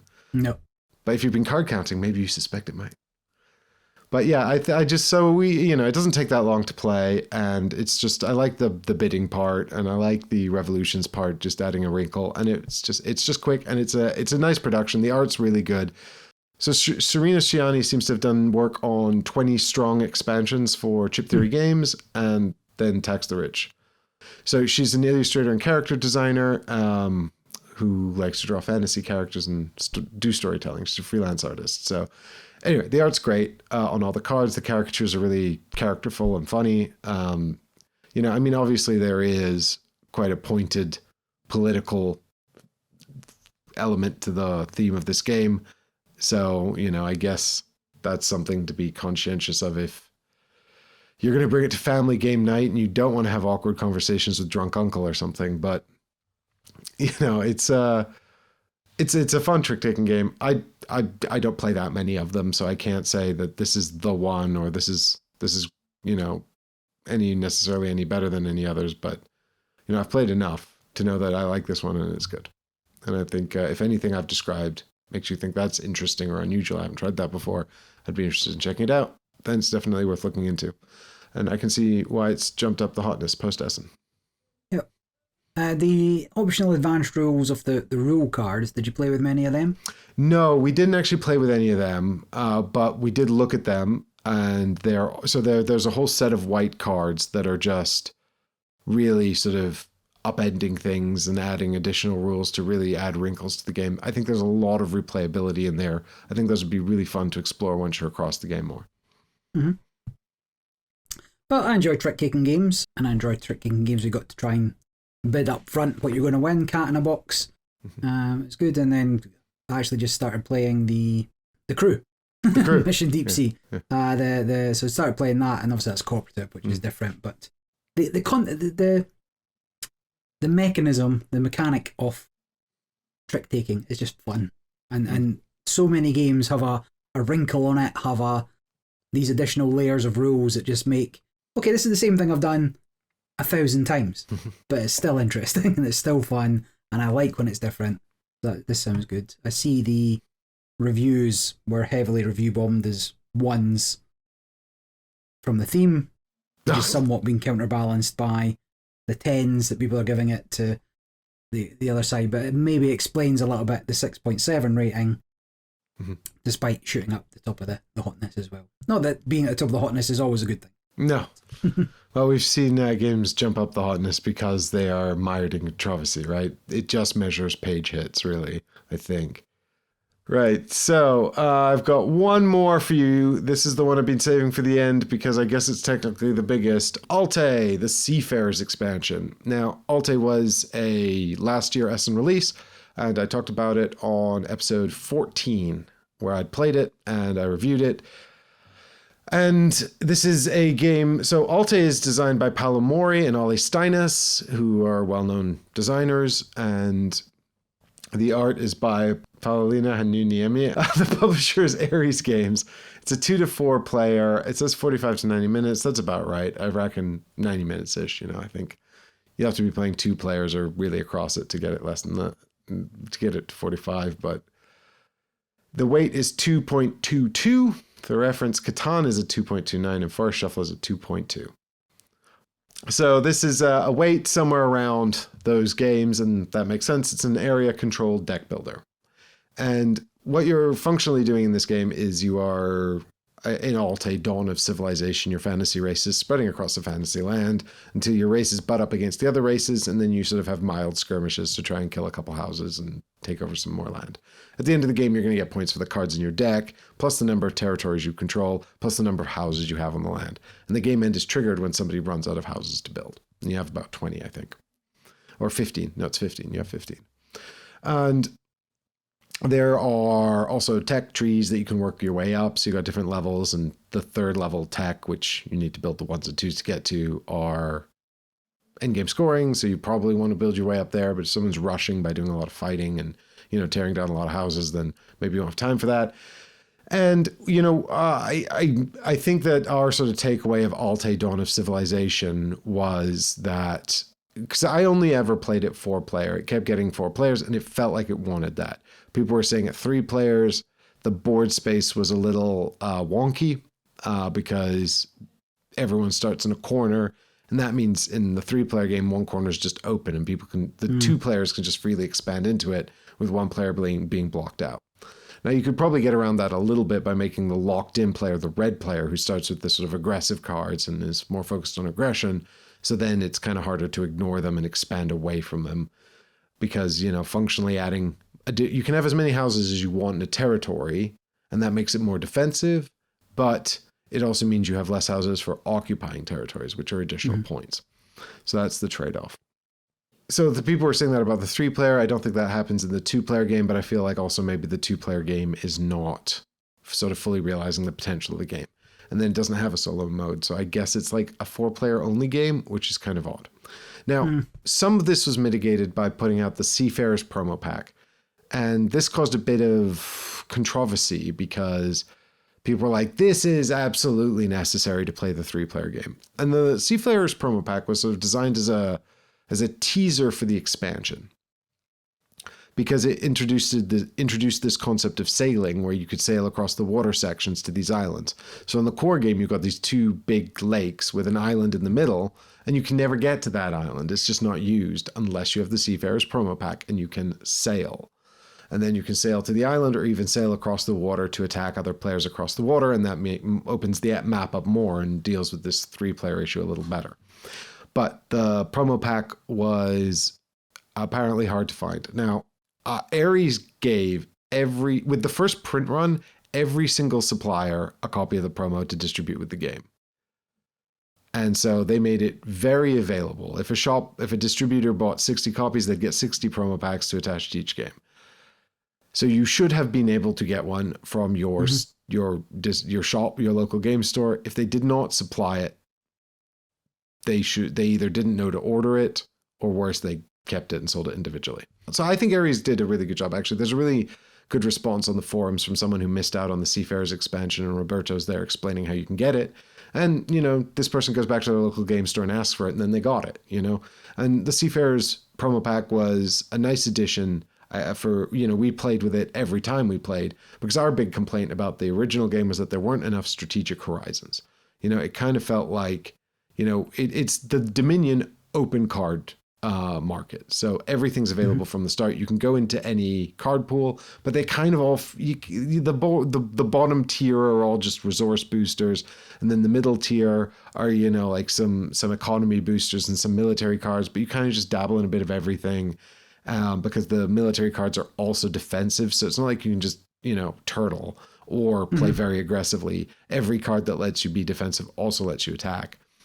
And then the top tier cards are sort of more expansionist and economy stuff. So it just felt like there wasn't too much strategic breadth. And then there is also an optional trading rule, which quite frankly should have been just in the game and not optional. I don't know why they made it optional. I thought it was a really solid sort of starting point that could be improved with more content or additional cards and things. So along comes this year the Seafarers expansion, which we got to play a full demo of, and they've also given me a very early pre-release copy of, so I'll be going away and playing this more and exploring this more, because for what it's worth, I really like the potential of Altay. I really wanted more stuff for it, so I was very excited to get my hands on this. This is designed by Roberto Di Meglio and Fabio Mariorana, and they are not Paolo Morianelli Steinis, but they are in fact staff at Ares Games. So they've developed this expansion in-house. And the art is once again by Paulina Hanuniemi, and it's published by Ares Games. It's 2-4 players. It's all the same stuff as Altay. So what this adds is a new board. It doesn't replace the original board, but it adds a new board with lots more water. And so you can play with either functionally using all the new stuff from this expansion. So it gives you two options. You can have the much more water board or the original board. It's got a new faction in the game. So the factions are all a tiny bit asymmetrical in that they start with a little bit of asymmetry in their starting deck. But this one's a bit more asymmetrical than the original ones. It starts with these dolphins instead of ships. So everyone gets a set of ships now.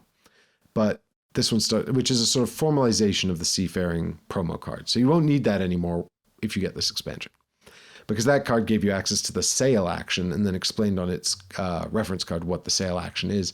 This formalizes the sail action and bakes it into a bunch of new action cards and tech cards. And it gives everyone 3 ships that they will use to sort of formally put out to mark where they can do sail actions because they have a ship there. And the new faction has dolphins instead, which have different functions. The dolphins can go and work in the farms and bring you extra resources. How does that work? I don't know. I don't know how that Train works. dolphins. They're rain dolphins. They're bringing irrigation to the land. They can also go work in the mines, but we won't worry about that. Or what's going on there. They yearn for the mine. Maybe there's underground rivers. But the new faction offers an additional sort of asymmetrical faction with primarily focused around these dolphins that you can move around the water areas more dynamically. They can spawn further away from your buildings and also can be used on land to generate extra resources. So that's their function. There are more action cards. There are now 3 more action cards for the market that allow you to build the ships. Everyone starts with a card that lets them build the ships now. But you can buy cards that let you move the ships around, so you'll have to buy that if you want to move them. It also lets you put crew on the ships. This functionally gives the ships 2 lives, which can be very useful if you're using them aggressively, because you also need them to colonize. So the ship, when it attacks, it dies. And if it colonizes, it also gets taken off the board. But if it's got a crew member, it could attack and then colonize because it has functionally 2 lives. So that's really helpful. That card, the Sailor, also can act as a warrior, which is a low attack and low defense card. There is also a trading card, which is really cool because what they've done is they've formalized the money rule, which is that, your resources are temporary. If you don't spend them on your turn, they go away unless you have the store cards that let you store them round to round. But with the trade rule, they become money instead. And if you save up 5 coins, it becomes a wild resource. And now you've got this trader card that lets you just get 3 money on your turn, which is actually really good because it also can let you get a wild resource a turn early. So that's really cool that they're sort of leaning into that a bit more. I think there's a design space there that was unexplored and previously optional. but everyone should play with it because it was a bummer when you had a bunch of Bubkiss resource you couldn't buy anything with, or the only use for it was to take a card you didn't really want. And you were hoping to like see something new. So so you should be playing with the trading rule anyway.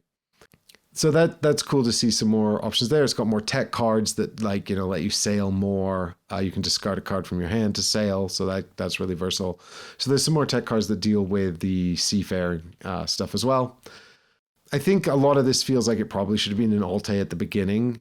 And I don't know why it wasn't included. I note that the original designers are not involved. I don't know the story behind that or why they're not involved. But I think it probably hurt Altay not to have this. I think they probably recognized that when they did the Seafarer promo and gave it away for free with every copy of the game. I like that this is giving you more dynamism moving around the board. I like that this is opening up more strategic opportunities in the game. I think that this will only make Altay better. I feel like functionally this has opened up more opportunity for sort of the argy-bargy attacks on the board. It's not necessarily opened up many more sort of strategic horizons for the deck building side of it, which is a bit of a shame. But, the thing is, functionally, like for deck builders with a lot of player interaction on the board that are relatively light, there's not that many games in that category. And the best one is Tyrants of the Underdark, and you can't get it. So, this you can actually buy. And I think that, to be fair, you can possibly find Tyrants on the secondhand market, right? Like, it's not completely impossible to find. And they may reprint it. They did reprint it in 2022. It may come back around. I'm happy to have both. Would I get out Tyrants over this? Probably. But I would still also fancy Altay from time to time. Like, I'm happy to play both, but I also really like deck building and I really like player interaction.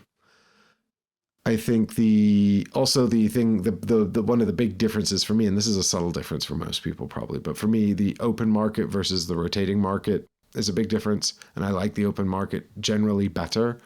But I just feel like Altay's still not making the most of it. So I think this gets the player interaction to sort of where I want it to be. Now I want to see another expansion with cards that just make that open market really broad and dynamic with lots of sort of opportunities for comboing into different things, and you can't do it all.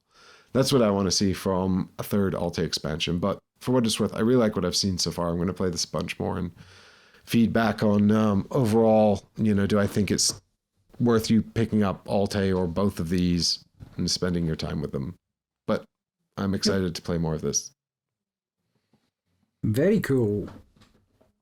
And by the way, the pieces, the production of Altay, great. The art's great. Paulina's done a really great job. And also they did make deluxe pieces for this at Essen, which I didn't buy the first year because I thought that the wooden meeples that come in the game look better. And I still think that the wooden pieces that come in the game are absolutely gorgeous. No upgrades required. Nope. Don't need those deluxe pieces for this. Yeah, get that plastic out of here. The nice wooden blocky houses. They're screen printed on both sides. They look great. And the new faction's purple. They have, you may recall from previous episode where I was talking about Cretaceous Rails and doing the Meeple version, but the Volcano, the Pterodon, and the Plesiosaur were still plastic. They have now, I don't know if they've committed necessarily to doing it, but they've got polls up for what would you want the Meeple to look like on Cretaceous Rails now, because just, to my mind, wooden's better. More tactile a lot of the time. And so I need to keep an eye on that, because I've already pledged for the plastic version. But I did want them. I better double check if they've actually provided it. Wood is good. Generally, it looks better. I mean, I do like the colored plastic, and they are doing colored plastic, but for Crustaceous Rails, but... Crustaceous Rails is a very different game. What did I say? Crustacean. Yeah. Crustacean Crustaceous. It's like a crossover. Dinosaur crabs. Everything becomes crab eventually, Barry. Right. The peak of evolution. Well, that's it from me. Yeah, I want to Goodbye forever. Goodbye forever. I want to do two real quick things first. One was I talked on the last episode about Below the Asylum. There is loads more stuff that has been revealed as part of that campaign. So I said exactly what I was looking for in the last episode. I've not had a chance to look over everything. I've been way too busy at Essen. I'm hoping they've addressed the points I raised in the last podcast. If you didn't watch that, you can go back and check that out. I feel like they've added a lot more modular variability, but I don't know if they've addressed my concerns sort of about difficulty scaling and those elements feeling more distinct. So that's what I'd be looking for. That's still what I'd be looking for. They might have addressed it. Maybe I'll have a look at that and get back to you guys about it at some point in the future. And I know also that Apex Carnivore is coming out soon. And I bumped into them at the press event and they gave me one of their little boxes. So I'll have a play of that and I'll come back in the next episode of the podcast, talk about that, how I got on with the tiny box. Yeah, it was on my list, right? It was on, yeah, you had it on your hype list, yeah. Yeah, but if I bought it, then I'd have to, I'd have to chase down the promos. Exactly. Well, they had a bunch of these for the press at the press event, so they were clearly trying to get us to play and talk about their game. So I will oblige them. I will play it and I will talk about it at some point. But obviously, thanks to One Stone Studios for giving us that. Much appreciated. And we'll say something about it in the next episode. So that will maybe not be till January. But I don't know. Yeah. So make sure you keep those things on. And, wish Barry all of the best while he's away. No, not away. I'm just busy. Busy man. Yeah, well, he's away from you guys. Away from the listeners, away from the watchers, doing his own thing. But Barry will be back, like Bond in the next episode. Not in the next episode, but in the next... season. Maybe in the next episode. You don't know when the next I don't know. I might not make another one. I'm going to try. I've got every intention of doing something. But, I often have the best intentions and then when it doesn't come. Anyway, whatever. The point is, the episode's over for a while. But we'll be back and stay tuned. Make sure you stay subscribed and follow us and go check out the channel. There will be, of course, the big charity stream in December. We're going to have the 2 Halloween streams that came out last week. So you can go and check me and Michael playing scary video games if you want. But, we'll be back for the big charity stream as well, where we usually give away some games. And even if we don't, it's for a good cause. So come and check it out. Maybe I'll be doing something silly. Who knows? Or just playing games on stream. I'm excited about that, though. I always like doing that. So that's fun. And in the meantime, thanks so much to all the patrons who support the show. Without them, none of this would be happening. So, we're very grateful to them. And that's our preferred way to fund the show. So if you want to check out the Patreon, you can do that. But otherwise, we just thank you for spending some time with us, talking about board games. And we'll see you on the next one. Bye-bye for now. Till next time. Bye.